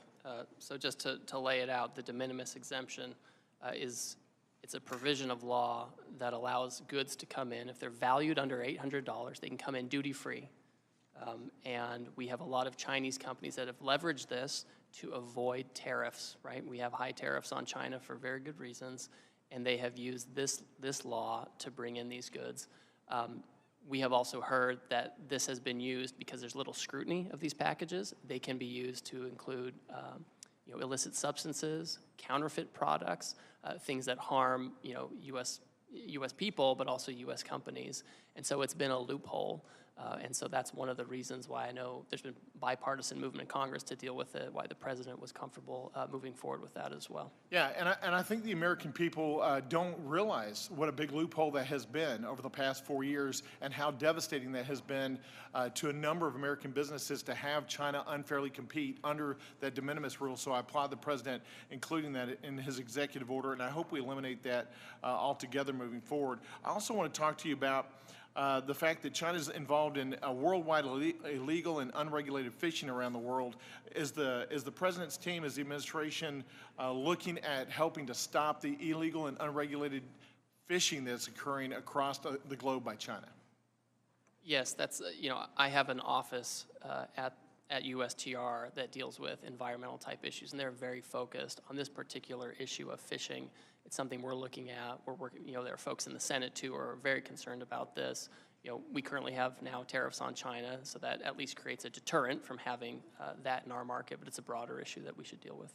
Yeah, it not only hurts American fishing, but it actually undercuts particularly the global South from being able to have a revival of their economies in their fishing waters, which makes them more dependent on China as China comes in and invades effectively the global South, as you know. The U.S., moving on to a different topic, the U.S. has now imposed, as of today, 125% import tariff on China. China hasn't indicated that they're really willing to come to the table yet. I was glad to see that all these other countries have come to the table. I think that's because of the strength the president's leadership is showing across the world stage, that he means business, that we're going to have a reset where American businesses are not taken advantage of. But what is the administration planning to do to make China come to the table and actually engage in freer trade or fairer trade and cut out these unfair trade practices? Well, China doesn't believe in free trade or fair trade for that matter. We had an agreement with them under Trump 1, and they started to comply with some of that. In the Biden administration, there was no enforcement. And to some degree, they've chosen their own path. And when they're ready and when they want to talk about how to have a better approach, obviously, we always have an open door. Ambassador, again, I applaud the president's efforts, particularly as it regards China, to push hard on China already and to make them understand that we are not going to lay over and let them run this world, that the United States is going to reset the economic stage. Thank you, and yield back. Thank you. Thank you, Ambassador Greer, for appearing before us today. Please be advised that members have 2 weeks to submit written questions to be answered later in writing. Those questions and your answers will be part of the formal hearing record. With that, the committee stands adjourned. Thanks. Thank you.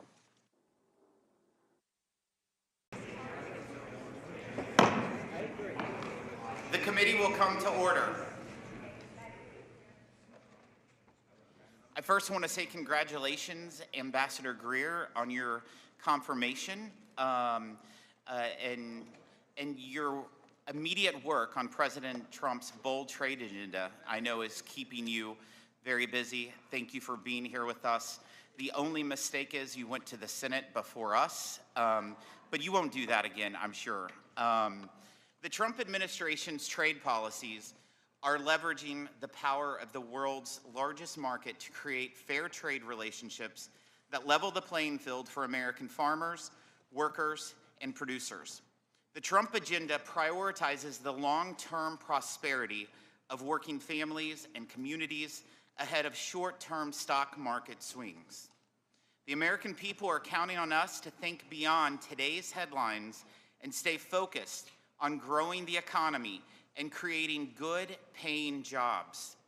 Prior to President Trump's reciprocal tariff action, an estimated 2/3 of the 600,000 products exported by American companies paid higher tariffs than foreign trading partners paid on similar exports to the U.S.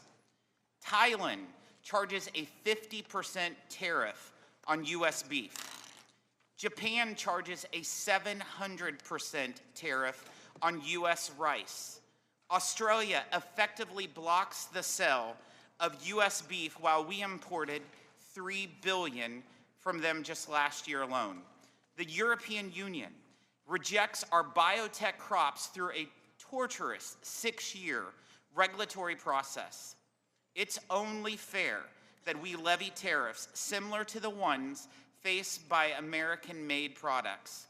Since Inauguration Day, we have seen more than $5 trillion in commitments for new investments in the U.S., including after the announcement of the reciprocal tariffs. Since Liberation Day, nearly 70 different nations have come to the table asking to reset our trading relationship. This approach will generate more market access under better terms for American producers. And if any nation chooses not to cooperate, these tariffs, they will generate significant revenues. Based on President Trump's tariff policies, so far, it seems conservative to expect the U.S. to collect hundreds of billions of dollars in additional tariff revenue each year. President Trump is continuing the successful strategy he used in his first term. Tariffs brought China to the negotiating table for the Phase 1 agreement, which has netted $40 billion in annual tariff revenue paid by importers from China and increased fairness for American producers. Other agreements, like USMCA, opened markets for American-made products and ensured fairer treatment for our workers and businesses. An America First trade policy is needed now more than ever. America ran trillion-dollar goods trade deficits all 4 years under Biden. Previously, America has never run even one year. We ran a $32 billion agriculture trade deficit last year. Under President Trump's first administration, we had an average annual agriculture trade surplus of $5 billion. The Biden administration failed to counter China's moves to reorder the global economy around Beijing. Failure to assess whether China was adhering to the Phase 1 agreement meant the agreement was never truly enforced. The Trump administration is reviewing potential violations of the agreement, as well as exploring Section 232 and 301 investigations to further address unfair trade barriers ripe for enforcement actions. President Trump has made good on his promise to tackle China's abuse of our trade laws and ended its access to the de minimis privilege. The administration's actions mirrored committee legislation passed last year to crack down on the instance of China's trade abuse, and President Trump has now set in motion a process to end the de minimis privilege globally to improve trade enforcement. The Biden administration had to be dragged into fighting Canada's denial of market access to our dairy farmers and Mexico's similar treatment of our corn farmers. The Trump administration will enforce trade agreements to benefit farmers and ranchers. Strong enforcement should be complemented with trade relationships that respect American workers and manufacturers. President Trump's tariffs have set the stage for the United States to negotiate from a position of strength. I fully anticipate more nations to come forward to reset their trading relationship with the United States. I represent an agriculture and manufacturing region under unfair trade policies. We've had factories shut down and lay off people in our district. The Dana Corporation, an auto parts company in Cape Girardeau, closed, killed 440 jobs, and shipped them to Mexico. A Briggs & Stratton factory where my mother worked in Rolla, Missouri, closed, killing 450 jobs, and shipped them other places. The Brown Shoe Company in Sikeston, Missouri, was just one of numerous Brown Shoe factories in our congressional district that closed, costing hundreds of jobs. Nordine closed in Poplar Bluff back in 2013, cutting 500 jobs and moved that production to Mexico. Noranda shut down its aluminum plant, costing 900 jobs in New Madrid, Missouri in 2016, before the aluminum tariffs. I could go on, as could every member on this dais, changing course and undoing the damage caused by years of unbalanced trade relationships won't happen overnight. President Trump's economic agenda, from tariffs to tax relief to deregulation, is about making it competitive again to build, manufacture, grow, and produce in America. I look forward to working to change our trading relationships to a source of our nation's economic strength and revenue, not a source of decline and dependence. Thank you for coming before the committee, and I look forward to hearing your testimony. I'm pleased to recognize the ranking member, Mr. Nill, for his opening statement. Thank you, Mr. Chairman, and I want to thank you, Ambassador Greer, for being with us today. There's a new political caucus, as you know, that has been formed in this town. It's called Republicans for Tariffs. This is the first time that we've heard them ever embrace tariffs.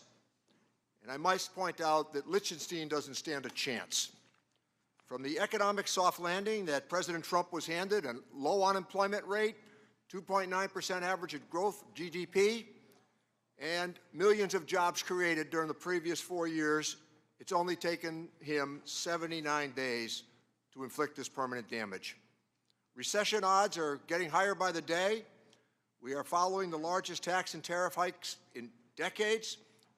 The average family will confront about $3,800 in new costs. Look at one's 401k, retirement savings, education plans, new home and auto sales been wiped out. The layoffs continue, and the plant closings that the chairman referenced today are continuing as well. Trillions of dollars have been lost just in the last week. The National Review and the Wall Street Journal, hardly left-wing publications, have both warned against the tariffs, and National Review saying today it's time for Congress to assert itself and end this trade war. Last night, the president said he's now coming for higher drug prices. Between the cuts they've planned to our programs at lower cost and the rising prices of these tariffs, their giveaways won't make a dent in the higher cost our colleagues have planned, apparently, for the American people. The Wall Street Journal editorial board said it best. This is the dumbest trade war in history. It's not only dumb, it's unconstitutional. It started with the Trump administration's unprecedented opposition and imposition of emergency tariffs on two of our closest allies. You and I, Mr. Ambassador, know something. We negotiated USMCA. It was a good deal. 195 Republicans voted for it. 196 Democrats voted for it. It was a real negotiation, coupled with the fact that it is to be reviewed next year. Instead, we're now imposing tariffs on two of our longtime friends and neighbors. The president has given himself delegated powers under the International Emergency Economic Powers Act, IEPA. It's not a blank check for this president or any president to utilize without congressional assent. On April 2nd, he stretched it even further to self-delegate more emergency powers. Now he's defying economics and attempting to convince people that the trade deficit that we've had for the last 50 years is suddenly an unusual and extraordinary emergency. I've had the highest regard for USTRs. I've worked with all of them during my time on this committee.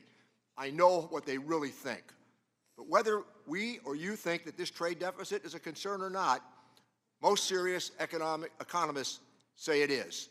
It's clear that it does not meet the definition of an emergency statute. Republicans in Congress are missing in action, afraid to speak up, knowing that they've never embraced tariffs as an economic suggestion. I could never have imagined witnessing this as our Republican colleagues act as though nothing is happening. The Constitution clearly vests trade authority in Congress, and the powers that have been delegated to the President and USTR over the years remain paramount. But the constitutional arrangement has always been based on trust and adherence to the law, and we've had a lot of trust with USTR over the years. That trust is now fractured and on the verge of being permanently broken. I've heard your defense of tariffs, and I expect we'll hear more today. We don't object to all tariffs. Targeting tariffs, the threat of tariffs, it frequently can bring about an outcome that is negotiated and desirable. But to raise prices on the American family and to kill our own exports is unacceptable. Starting a trade war with every other country at the same time is bad strategy, and driving away allies that have stood with us for decades. None of us on this side of the dais understand it. The courts will often see these trumped-up emergencies for the pretext that they are, and eventually will declare many of them to be illegal. Trade policy should return to serving America's interest and being consistent with the law and, indeed, our Constitution. The people cannot afford more amateur hour undertakings. Trade policy needs to move back into the hands of Congress for real negotiation the way it was intended. We can begin by restoring some of that trust that has been so badly damaged in the last week. Mr. Ambassador, we want to work with you on these trade agreements. Closing the doors to America is not sound policy. It can be fixed, but it's going to take putting the rule of law over ego and greed. I yield back my time, Mr. Chairman. Thank you, Ranking Member. Today's sole witness is the United States Trade Representative, Mr. Jamison Greer. The committee has received your written testimony, and it will be made part of the formal hearing record. Ambassador Greer, you have 5 minutes to deliver your remarks, and you may begin when you are ready. Chairman Smith, Ranking Member Neal, and members of the committee, thank you for taking the time today for this hearing. Chairman Smith, I appreciate your opening statement and the details of some of the effects that prior trade policy has had in your district. And Mr. Neal, I appreciate the work we've done in the past and your willingness to continue working with us. Last Wednesday, President Trump declared a national emergency in response to the large and persistent trade deficit that has built up in recent years. This deficit is driven in part by non-reciprocal tariffs, trading barriers, and other economic policies pursued by our foreign trading partners. President Trump imposed tariffs to address this emergency. These measures are aimed squarely at achieving reciprocity and reducing our massive trade deficit. This national emergency declaration and tariff action is the most significant change in U.S. trade policy since we allowed China, unfortunately, to join the World Trade Organization. The American working class, in particular, has suffered concentrated losses from the so-called China shock and other adverse effects of past trade policy and the conditions that give rise to our massive trade deficit. The United States has lost 5 million manufacturing jobs and 90,000 factories since 1994. President Biden left us with a $1.2 trillion trade deficit in goods, the largest of any country in the history of the world. The United States share of world manufacturing output declined from 28% in 2001 to 17% last year. In the fourth quarter of 2024, U.S. manufacturing as a share of gross domestic product was the lowest it had been in 20 years. During COVID, we were unable to procure semiconductors to build our cars or materials for pharmaceuticals and personal protective equipment. During World War II, we built nearly 9,000 ships. Last year, the United States built only 3 ocean-going vessels. Our agricultural trade balance, which historically resulted in trade surpluses for our farmers, was in deficit the last 2 years of the Biden administration and likely will take some time to recover. These are all serious indicators of an economic and national security emergency. One important driver of these negative trends has been unfair, unbalanced, and non-reciprocal trade. This includes the effect of higher tariffs imposed by other countries on the United States, the effect of non-tariff measures that promote other countries' exports and obstruct U.S. exports, and other foreign economic policies favoring overproduction and degrading America's manufacturing capacity. This lack of reciprocity is an important driver of our global trade deficit and with particular countries. For example, the European Union can sell us all the shellfish they want, but the EU bans shellfish from 48 states. The result is a huge trade deficit in shellfish with the EU. We charge only a 2.5% tariff on ethanol, but Brazil charges us an 18% tariff. The result is we have a huge trade deficit in ethanol with Brazil. Our average tariff on agricultural goods is 5%, but India's average tariff is 39%. You get the picture. Our trade deficit, driven by these non-reciprocal conditions, is a manifestation of the loss of the nation's ability to make, to grow, and to build. And it's dangerous. And the president recognizes the urgency of the moment. On the very first day of his second term, President Trump issued a comprehensive memorandum setting out his trade policy direction. And over the past 10 weeks, he has executed on nearly all of these priorities. He has tightened tariffs on steel and aluminum, imposed new measures on auto and auto parts not made in the United States by American workers. On April 2nd, he declared his national emergency and imposed the reciprocal tariffs. The president's strategy is already bearing fruit. Over the past few weeks, a planned layoff for an auto production shift in Tennessee has been suspended, and that shift continues to operate. Another automaker is hiring additional employees and expanding overtime to increase auto production in the United States. Companies have announced $4 trillion in new investment in the United States. Nearly 50 countries have approached me to discuss the president's new trade policy and explore how to achieve reciprocity. Several of these countries, such as Argentina, Vietnam, and Israel, have suggested they will reduce their tariffs and non-tariff barriers. These obviously are welcome moves. Our large and persistent trade deficit has been over 30 years in the making, and it will not be resolved overnight, but all of this is certainly in the right direction. We must move away from an economy based solely on the financial sector and government spending, and we must become an economy based on producing real goods and services by American workers in our communities here.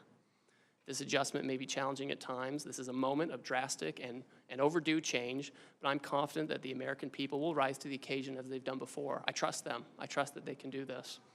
I appreciate this committee's interest in President Trump's trade agenda, though we may not agree on everything and may have some severe disagreements at times. It's my hope that our shared interest in doing what's right for the country will allow us to collaborate in the coming weeks and months. Thank you again for your time, and I look forward to our conversation.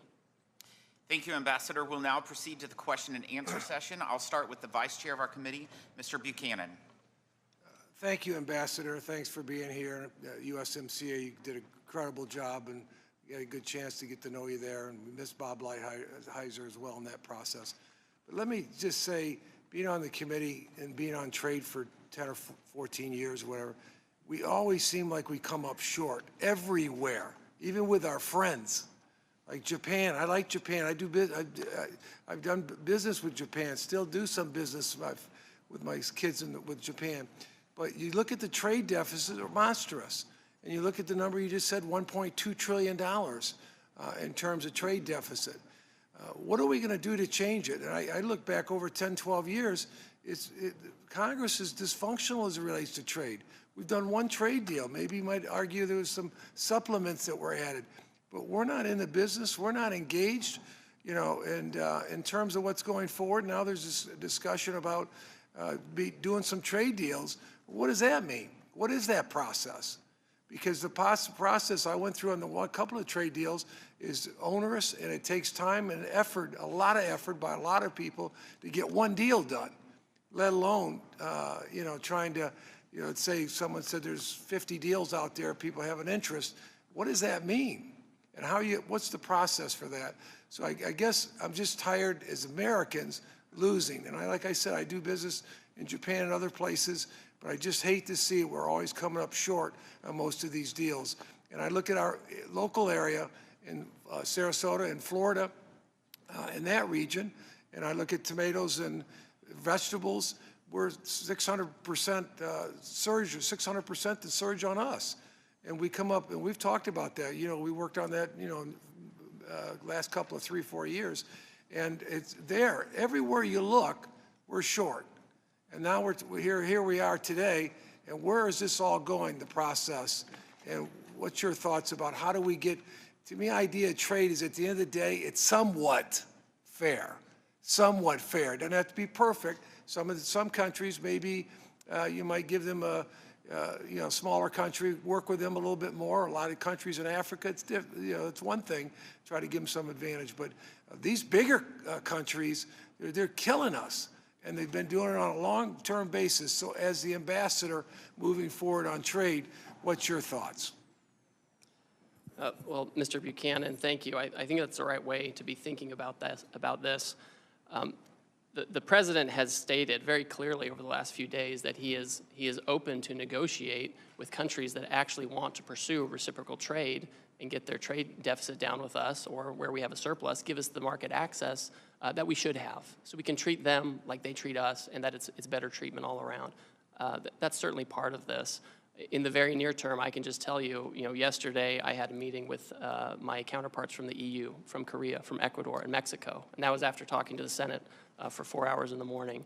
So there are a lot of countries who understand exactly what the problem is that the president has set out and are willing to talk to us and willing to negotiate. And so I think in the near term, there is an opportunity for these countries, if they want to have more reciprocal trade, to bring down their differential tariffs, bring down their non-tariff I'm going to run barriers. out of time. Let me just ask you, when you talk about these countries, and I heard there's 60, 80 of them, there's a lot of them that seem to have an interest, would want to do something. But what's your idea what that process is? I mean, like I said, it took 10 years to do one trade deal here. And what's your sense of what that process is going to be going forward to make you get something negotiated, then what? Well, so for example, in the very long term, for countries that think they want a comprehensive trade agreement or something broader, that's a longer term conversation that we have with Congress. Some of that might require, congressional action, of course, and we would want to be very tied in with you. In the very near term, in terms of the reciprocal tariff, countries are coming in essentially with a paper, right, or with a letter that they've sent me. I mean, Vietnam's a good example where they've just said, here are areas where we think. Let me just say, because we got a few minutes. Yes, sir. I agree. Hopefully that works out, but we do need to get back in the trade business in a serious way with the process that we have here in Congress, because This might work for some deals, but not all deals. But we have to get serious about trade, and at the end of the day, it needs to be fair. It might be a little one way or the other, but if we're buying their stuff, they need to be buying our stuff. And that's very clear to me, and I just feel so frustrated because I've watched this show for 10 years, and we get little done. It's not Democrat or Republicans, it's both parties. We don't take the initiative on these fronts. Thank you, and I yield back. Thank you. Thank you. I recognize the ranking member, Mr. Neal. Thank you, Chairman. Mr. Ambassador, you, your predecessor, Bob Lighthizer, and Catherine Tai, the eventual USTR, worked with Congress on USMCA. We had priorities. House Democrats worked with you to come up with what was a pretty good trade agreement.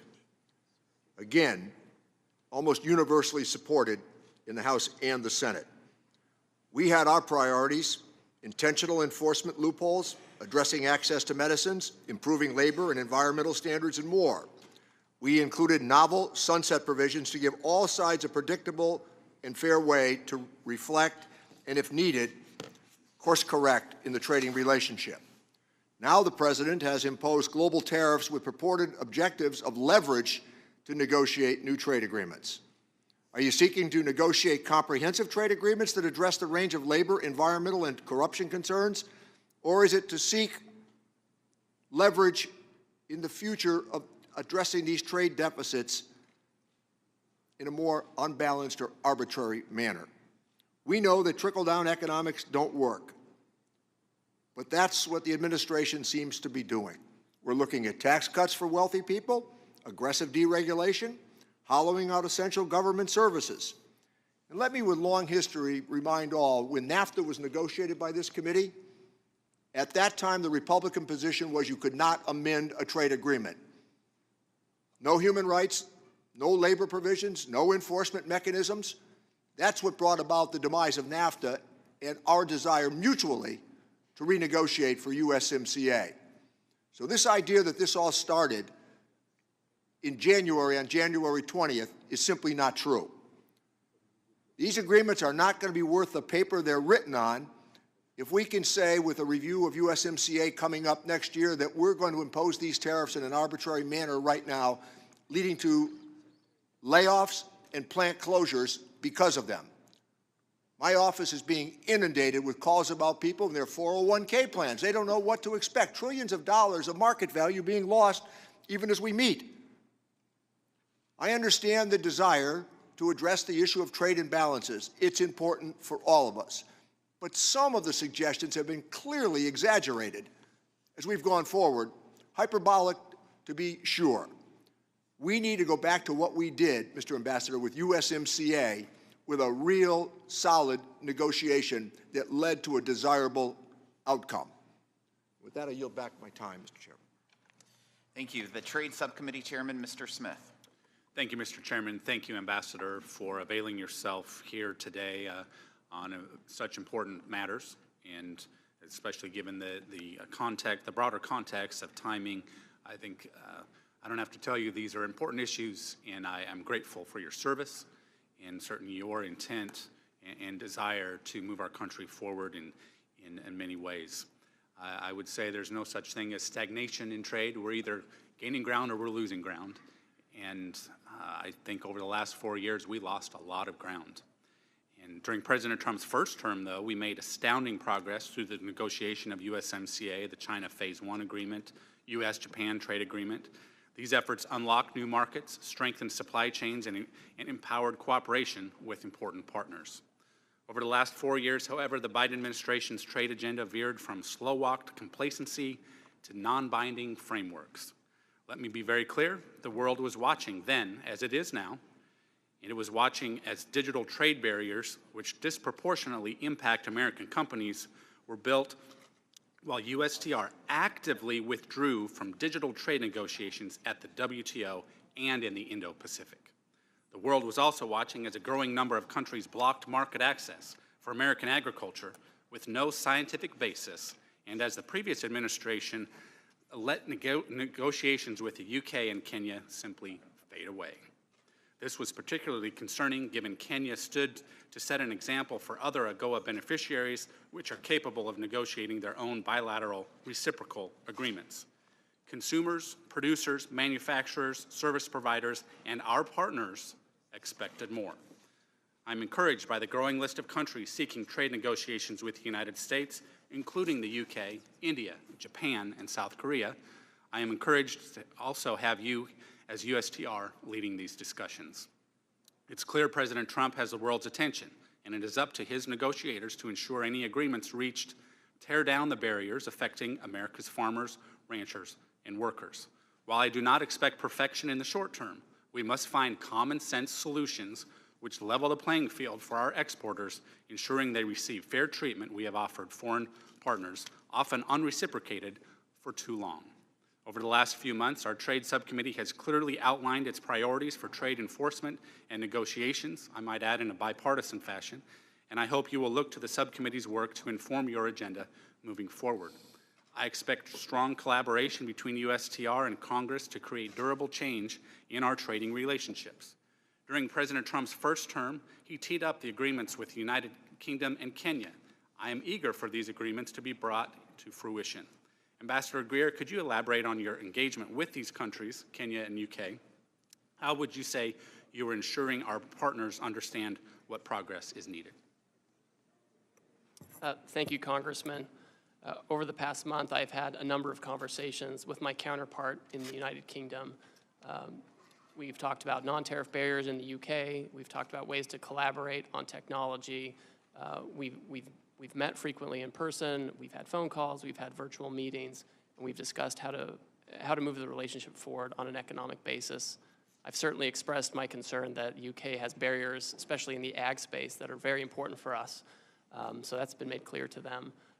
But those discussions are on a good footing. With Kenya, I also had my counterpart, the trade minister from Kenya, in town last week, and we sat down in my office and we had a good talk, and he said that he wanted to engage with the United States. He understands our concerns, but he also understands the need to move forward. It was a very fruitful conversation. I look forward to speaking with him again. He wants to work with us. They want to have some kind of agreement with us. Okay, thank you.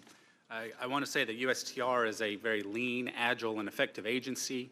Simultaneous negotiations with 50-plus countries would require significant bandwidth and expertise, as I'm sure you're aware. The chief IP negotiator, a role which has never been filled, and the chief ag negotiator are positions that Congress created in statute to ensure relevant issues important to the American people are addressed. When would you anticipate the President will nominate these positions, to fill these positions? And in the meantime, how is USTR responding to the influx of requests and prioritizing negotiations?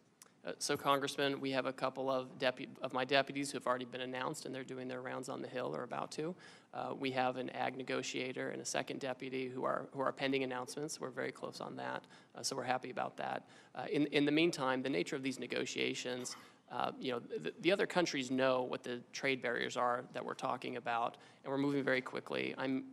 We're meeting every day with several trade ministers from other countries. The crack staff at USTR is working very hard as well to put together what would make sense in terms of near-term agreements with respect to the reciprocal trade. Thank you. I think it's important to note that oftentimes, even if we have a trade agreement with a friendly country, for example, we still need to stay on top of these things, whether it's investor protections in Mexico or beef in Australia, with the expectation of a level playing field. So thank you again for being here. I look forward to the discussion. Thank you. Mr. Doggett. Thank you, Ambassador. I have a number of yes-no answers, and if you feel you cannot answer them yes or no, just say you cannot, and I'll move on to the next question.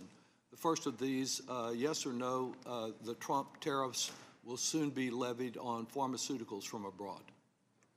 I'd like to discuss that in more detail with you, sir. Is that true or not? Well, the president, he wants to get manufacturing production back here, and so he's going to conduct an investigation to see what's appropriate in terms of tariffs. So he hasn't decided to impose them as he said he would last night at the Republican fundraiser. He said that he will impose them. Now Thank what the you. extent of that is subject to an yes, investigation. Reclaiming my time. A simple question, Ambassador. Yes or no, do you agree with the president's senior Trump trade advisor, Peter Navarro, that higher tariffs are tax cuts? Sir, I don't get involved in the tax discussions, but we know tariffs have a revenue effect for sure. You think tariffs are tax cuts? I think that tariffs are an imposition on foreign goods that can protect American workers and American products. And again, yes or no, do you agree with senior trade advisor Peter Navarro that as Americans watch their savings erode and the stock market losses approaching $7 trillion, that what Americans need is patience? I think we all need to work through this period as we try to reshore and get over the $1.2 trillion deficit that President Biden left us with. Do you agree with Commerce Secretary Howard Lutnick that we're not going to reverse course no matter how much the markets implode, and that these tariffs will be permanent? Well, the President has directed that we're negotiating with willing partners, and that's where I'm keying my guidance from. You just referenced the United Kingdom, and you have claimed that these trade deficits require these tariffs. Is it correct that large Trump tariffs were imposed on imports from close allies like the United Kingdom and Australia, even though we have a sizable trade surplus with each of those allies? There's a global deficit, and those surpluses should probably be larger because of the barriers they have. Again, sir, can you simply answer yes or no? Did we impose tariffs on allies with whom we have a trade surplus, not a trade deficit? We impose tariffs on every country because it's a global problem. So the answer is yes, even though you don't want to say it, apparently. Let me ask you also about experiences during the first Trump administration, because at that time there was discussion about the impact of the retaliatory tariffs from China on farmers. And as a result of that retaliation, there was a significant amount of farm welfare payments that were paid. We know this time that the tariffs and the retaliation are much broader, like the Chinese substituting Brazilian soybeans for American soybeans. Will American taxpayers be asked once again to finance welfare payments to farmers that lose foreign markets? Yes or no? It's not clear yet whether that will be necessary. Might have to and might not. Similarly, last time there were concerns about the selective nature and the exceptions that were made to these tariffs. And it seems that those who hired Republican contributors, lobby firms, did much better on exceptions. The whole exception process was criticized by the Government Accountability Office. Can I be assured that if one of my businesses hires a Republican lobbyist and contributor who can get a table down at Mar-a-Lago, that they will not get an exception to these tariffs or an exclusion? There are no exceptions or exclusions to this program for the President. All right. You know, it's not one of my regular allies, but the National Taxpayers Union sent me a question yesterday, and I'll pose it to you as they did to me. They note that the United States has run trade deficits for 48 straight years, during which time the U.S. economy has grown by 255% in real terms, that these decades of trade deficits have corresponded with increases in American wealth and household incomes that far exceed the progress in Canada, China, and the European Union. Do you think that this growth in American wealth as a result associated with deficits is something that constitutes a national emergency? The giant and massive persistent trade deficit that Biden left us with is an emergency. It's not like the small deficits from the 60s when we had auto workers here making production. We've offshored all this stuff, Mr. Doggett, and we are really in an emergency situation, and we're not passing the buck. Reclaiming my time, we seem to have done much better than in the Gilded Age, which the President prefers. I would just say that on the eve of his inauguration, the President promised to bring prices drastically down, and there's nothing that you've said in your answers or non-answers to me today that will give Americans any assurance to believe anything other than that their prices will continue to soar and their savings will continue to shrink. The President's lies continue to cost the American people dearly. I yield back. Mr. Kelly. Thank you, Chairman. Ambassador, thanks for being here. There's a quote in the movie Tora, Tora, Tora from Admiral Yamamoto, and he says, "What I fear is that we have awakened a sleeping giant." Thank God we've looked around at what's happening in the world. Twice America has gone to World War to save the world.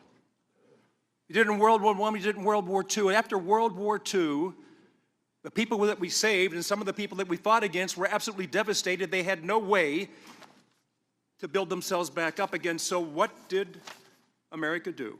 We opened our markets because we have always been the most generous people in the world, and we're always the first responder, no matter what happens anywhere in the world, Who's there first? It's always the Yanks.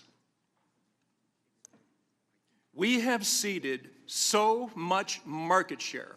We have rebuilt, for most of the world, an economy that they never could have achieved on their own. Now we're facing a situation with all of those who we've helped don't like us playing in their market. They love coming to America, but they don't want America coming to them. They make it very hard for us to do trade with them, whether it's through tariffs or barriers, which our manufacturers can't meet. And we sit here today trying to make this a political event instead of a country-saving event. I come from a little town called Butler, Pennsylvania. Butler at one time was a home of a steel mill. Still is. We built railroad cars. Pullman was there. We built the first Jeep. We were known as that town. Blue-collar town. People get up in the morning, work hard, and what they look for is that chance to get some overtime. Last summer, we became known as the town with the attempted assassination of Donald Trump. We're resilient. We always bounce back. We always will bounce back. And I got to tell you, I have some statements from the people that actually work every day, get up and go to work, and they're looking at a market that they are constantly losing market share in, and they wonder, who is going to stand up and do something? Who's finally going to talk about the real problems in America and quit talking about the stock market? Stop talking about all these other things, because I've watched it go up, I've watched it go down, I've watched it go sideways, I watched it where some people say, I don't like to play in that because I don't understand how it works. Here's the one thing I do know, and you know it too. It's all about work. It's all about market share. Jamie Sychek from UAW 3303, we were in a dire situation, not because of foreign competition. That hurt us a lot. We went from a steel plant that were 7,000 people down to there's about 1,300. We produce something called grain-oriented electric steel, the only producer of that product in America, and we were in danger of losing it because we had an administration that had a blind eye and a deaf ear to what they were giving up.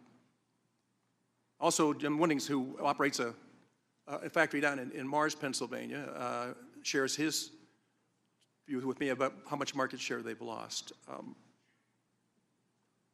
So I'm amazed when we try to turn this into a political battle and not a USA saving grace battle where we finally wake up. And just as Admiral Yamamoto feared in World War II, all we have done is to awake a sleeping giant. We have given away so much of our market and been denied access to other markets. We are the first responder every time something goes wrong in the world. I would just like to see the world treat us with the same respect as we have treated them. Level the playing field. That's all the president's asking for. Level the playing field. Don't make it impossible for us to play. Don't tell us, yes, you can come here as long as you meet these standards, knowing that the standards they've set we can't meet. Yet we still allow them to come in. I sell Chevrolets, I sell Hyundais, I sell Kias, I sell Toyotas, and I sell Mitsubishis. People say, why is it that you have to do that? I said, to make payroll. Most of these companies have factories in the United States, and they have come here to help build, not to tear down with American workers. I really applaud what you're doing. I applaud the President of the United States for having the backbone to stand up and fulfill a pledge that others have made before him. They've stood on the floor of the Congress and talked about this and railed about what's happening to our markets and done not a damn thing about it.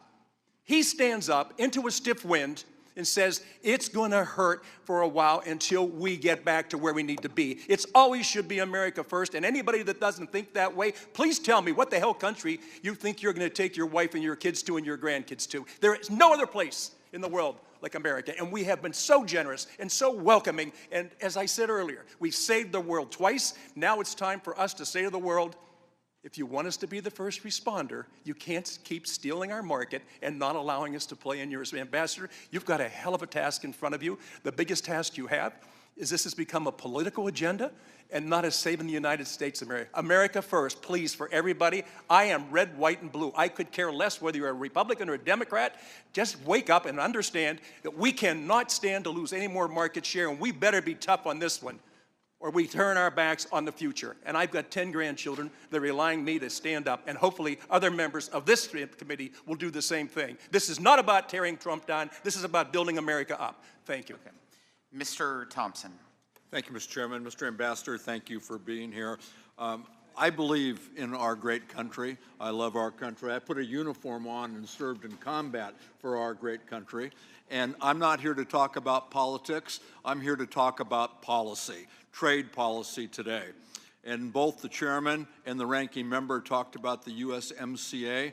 I was honored and privileged to be on that negotiating team when we negotiated that bill and was signed into law by President Trump in 2019. And at the time, the president said it's the best trade deal ever. And I'd like to submit this article into the record explaining what he said. Without objection. Now the president is shredding that deal, creating chaos in the world economy. The numbers speak for themselves. $3,800 higher prices for American consumers, 900 laid off U.S. auto workers, trillions in lost retirement savings, tens of billions in lost agricultural sales for farmers. The Trump administration says that the tariff taxes will raise $6 trillion over 10 years, which would be the biggest tax increase in our history. The message coming out of the administration isn't at all coherent. I'm having trouble, my constituents are having trouble understanding this. He puts a tariff on some 180 other countries, no tariff on Russia or Belarus or North Korea, and he's putting tariffs on UK, Ukraine, France, an island that only has penguins on it, but not a country that is clearly working against us and has we have a trade deficit with. It's confusing in every instance. He says that tariffs are here to stay, to support domestic manufacturing and to raise revenue to pay for tax giveaways to people who really don't need that tax giveaway help. And at the same time, he's saying that tariffs are part of a negotiation to secure better trade conditions and that this will be over soon. I'd like to know which it is, because it's not coherent at all, and I'd like to submit for the record documentation of his confusing priorities. And Mr. Ambassador, I'm at a loss to what I tell my constituents. As Mr. Neal said about his constituents calling, my phone's ringing off the hook. I'm getting emails every day. I see people on the street, they're asking. They want to know, a $6 trillion tax on the U.S. economy? What do you tell people when they ask that question? $3,800 higher prices for the average American family? What do I tell my constituents when they ask that question? The major agriculture, I have an ag district. My major agricultural producer just lost all access to the #1 foreign market to which they export their product. Not only has Canada closed the market, Canada has taken every U.S. product that my constituents send there off the shelves and off their web pages. And what do I tell them when they say, I've been working decades to build that market share and it's all gone that quick? What do you tell them? What do I tell my constituents who say, I have a container that it's already paid for of products coming in, and I will not be able to afford the tariff when that container lands? What do I tell my constituents who say we've lost trillions of dollars in our 401ks? How do I make that up? What do I tell my constituents when they say my kids are getting ready to go to college and my 529 is in the dumps? How am I going to pay for my kids' education? Wait, things are going to get better? Their kids are going to school now. They can't wait for stuff to get better. And pharmaceuticals, we had a hearing in the subcommittee yesterday on pharmaceuticals. And this tariff war is pricing pharmaceutical consumers out of the market. A 25% tax or tariff on pharmaceuticals, how are my constituents going to be able to afford their medications? This doesn't make any sense. This is an unprovoked tariff war that's costing us a lot of money with no confusing answer as to what we're doing, where we're going, or when we're going to get there. I yield back. Mr. Schweikert. Thank you, Mr. Chairman. Mr. Ambassador, just so I can clear my head, what's our trade balance with North Korea? I don't think we have any trade. There's an embargo. A lot of those countries have embargoes already. And that's so the rhetorical thing of you didn't tariff these countries, that we don't trade with them. But there's the problem is, sometimes our rhetoric doesn't have any basis in fact. Mr. Ambassador, the folks sitting behind you, is this your team? This is our congressional staff who's been up meeting with all your Okay, so that's congressional staff. Where I do have a concern, let's say both the left and the right, we agree we want to move as much robustness back to the United States. Whether it be a manufacturing renaissance, whether it be in the service industry, those things. Okay. When you're doing your formulas, when you're advising the White House, others, do you spend some time on infrastructure issues? One of my personal fixations is pharmaceutical manufacturing, just looking at the steps in these things. We actually had testimony in this room 2 years ago. And it was, part of the discussion was, okay, we'd like to make precursor inputs into, small molecule drugs, except it produces some really nasty, toxic byproducts. And the United States doesn't have mitigation. We don't have ultra high temperature incineration, those things. So you want to build a policy to re-domicile pharmaceutical manufacturing in the United States. Do you, with your staff, say, oh, but guys, we don't have the infrastructure mechanics to deal with the byproducts, the EPA permitting process to actually get the permits. Maybe we should approach Congress and say, hey, guys, I need you to help us get these things so we can actually, whether it be through tariffs or other incentives, move them. Do you spend time analyzing the infrastructure realities we have to actually be able to produce these products? So yes, Congressman, absolutely. And when we talk about trade policy, which is in the news today because of the president's recent action, we're also talking about favorable tax policy, which is important for pharmaceutical production. We talk about permitting and environmental policy. All of these things go together. That's why President Trump had such a successful first term in terms of the economy, because all of it moved together, and we talk about that. So what's happened in the last week? Would I find that somewhere? Look, in many ways, I'm finding myself, I support the ultimate goal.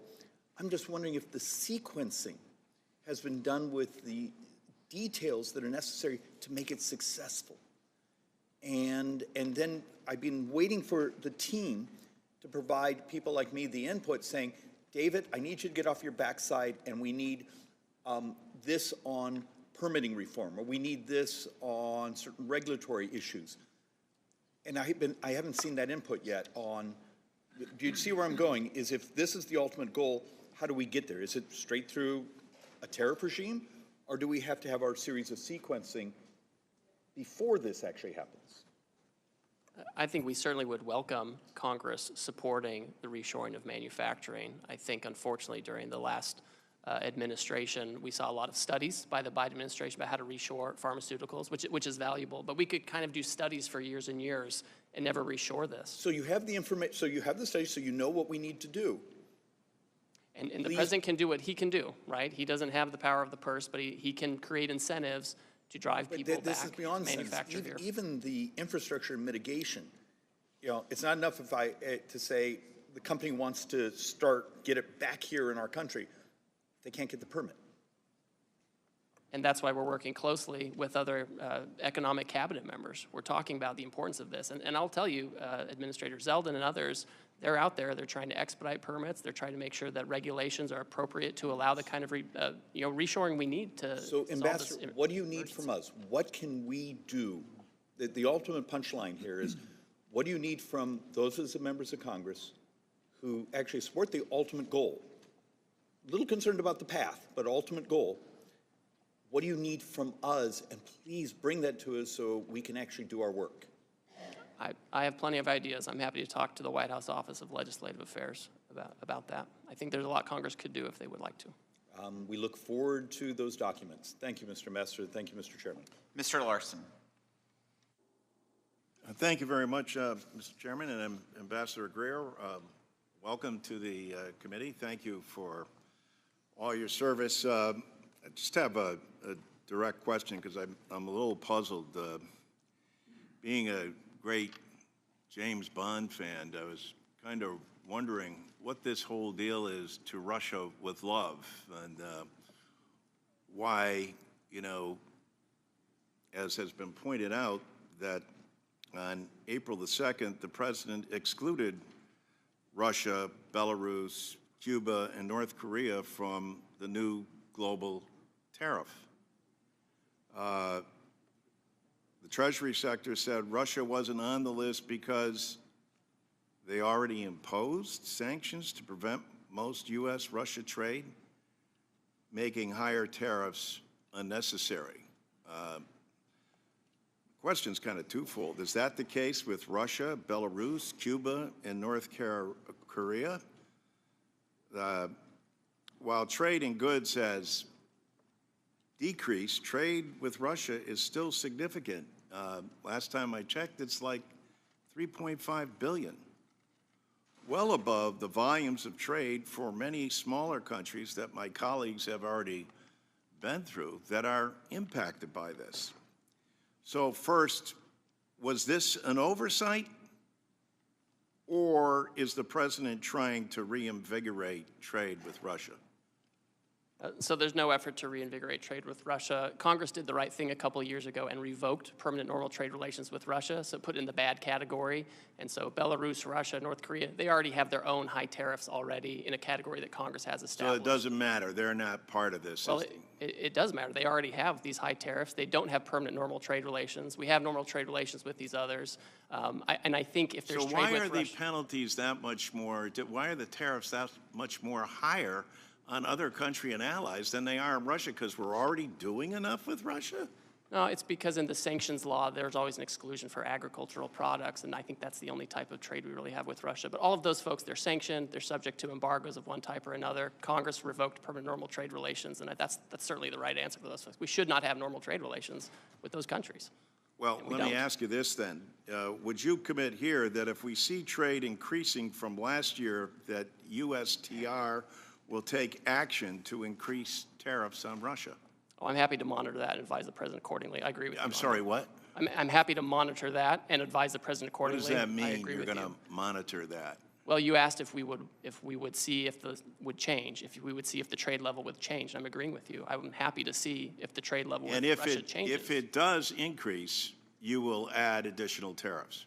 Well, it's the president's choice, but I'll advise him, and I'll say this is affecting the trade deficit. We should consider this. So for sure. does that mean you would advise him to raise the tariffs with Russia? Well, I don't typically give out my advice to the president out in public, but I agree with you. Well, I'm sure the American people would love to know, and as would members of Congress. I mean, you gotta kind of admit it is just if you casually follow the news, you're not a member of this committee, and the relationship with Russia is kind of bizarre in terms of what it is between President Trump and President Putin, and why this relationship exists. So you can imagine, I don't know, have you ever been to Augie and Ray's?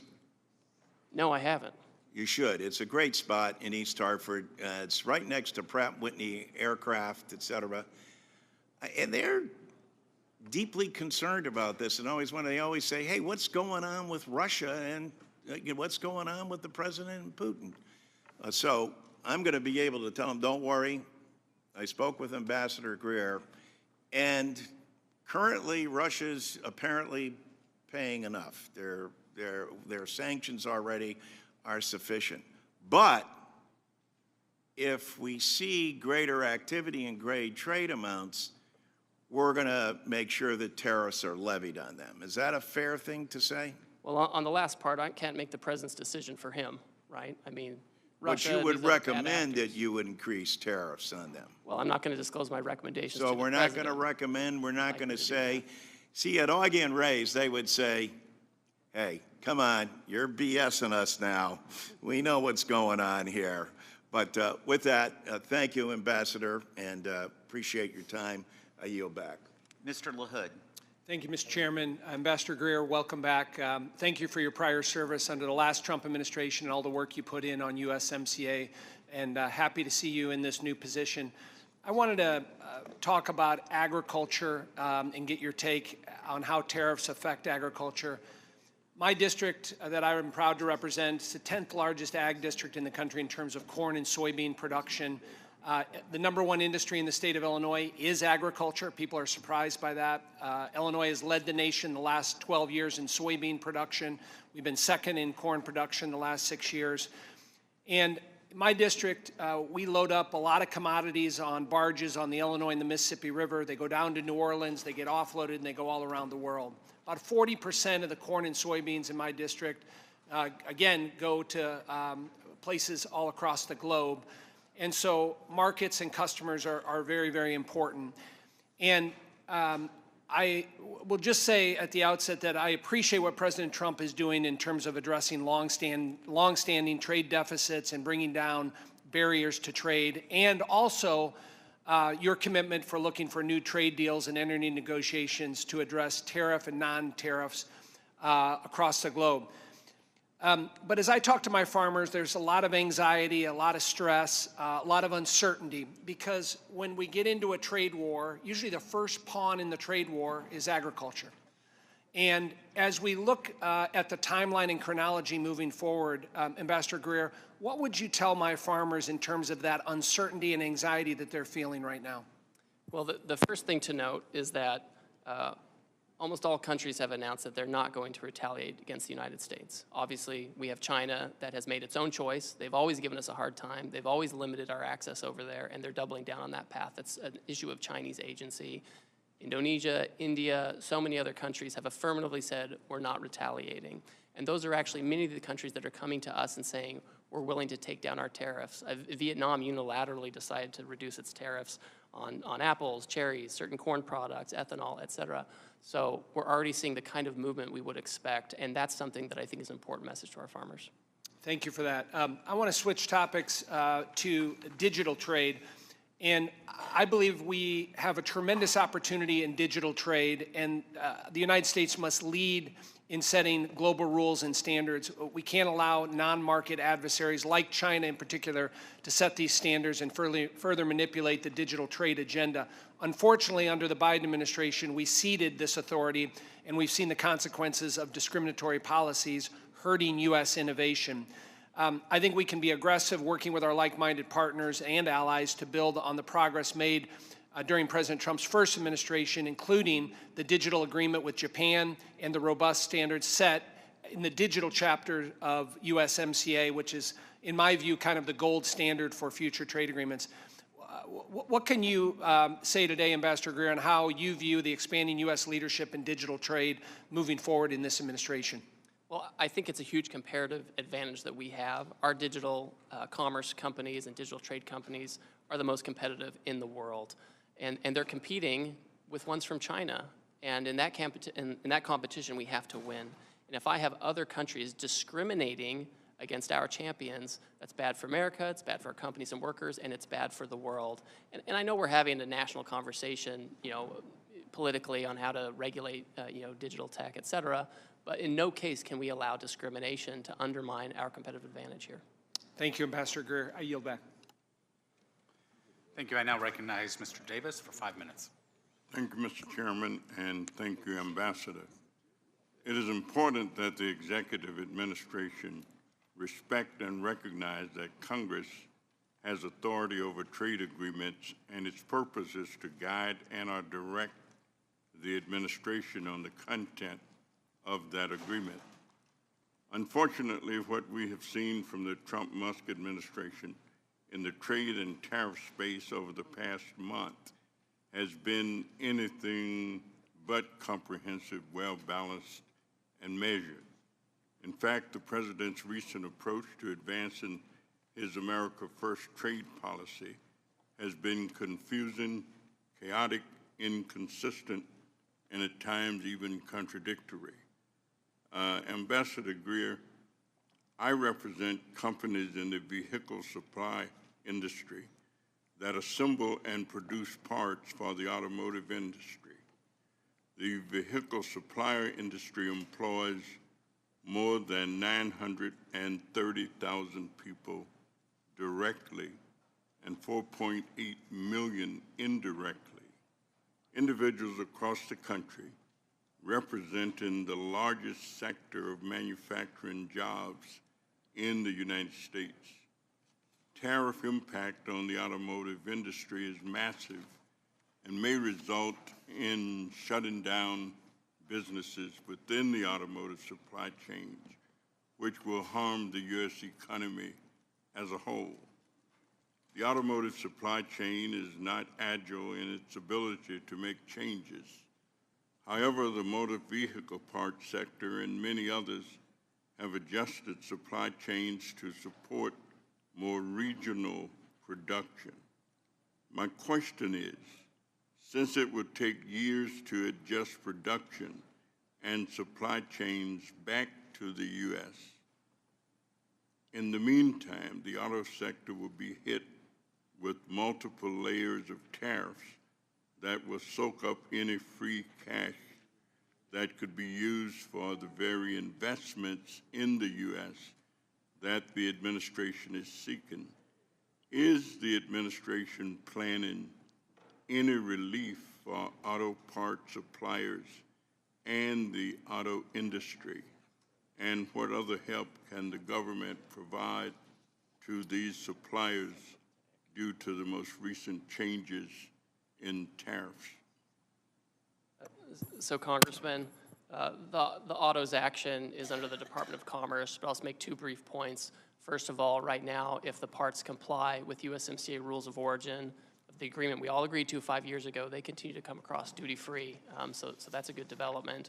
And second, the United Auto Workers are huge supporters of the action on autos and auto parts. And they put out a long statement supporting this long overdue issue. We have Chinese vehicles flooding global markets. The only reason they're not in this market is because President Trump put a tariff on Chinese automobiles in 2018, and the Biden administration kept them and put them in place. It's really critical that we protect our auto industry, and the auto workers understand that. We've accounted for parts that have U.S. content and content from Canada and Mexico, and we have to be very deliberate about doing this to save this industry. Thank you. And let me ask you, have you conducted an analysis on the net impact of tariffs across different sectors of the economy? And what steps is your office taking to mitigate negative employment effects? So with respect to, we have a lot of historical data about tariffs. For example, the International Trade Commission, they put out a report following the Trump first term tariffs, and they found that there were positive effects on domestic production in terms of employment and better profits for domestic production.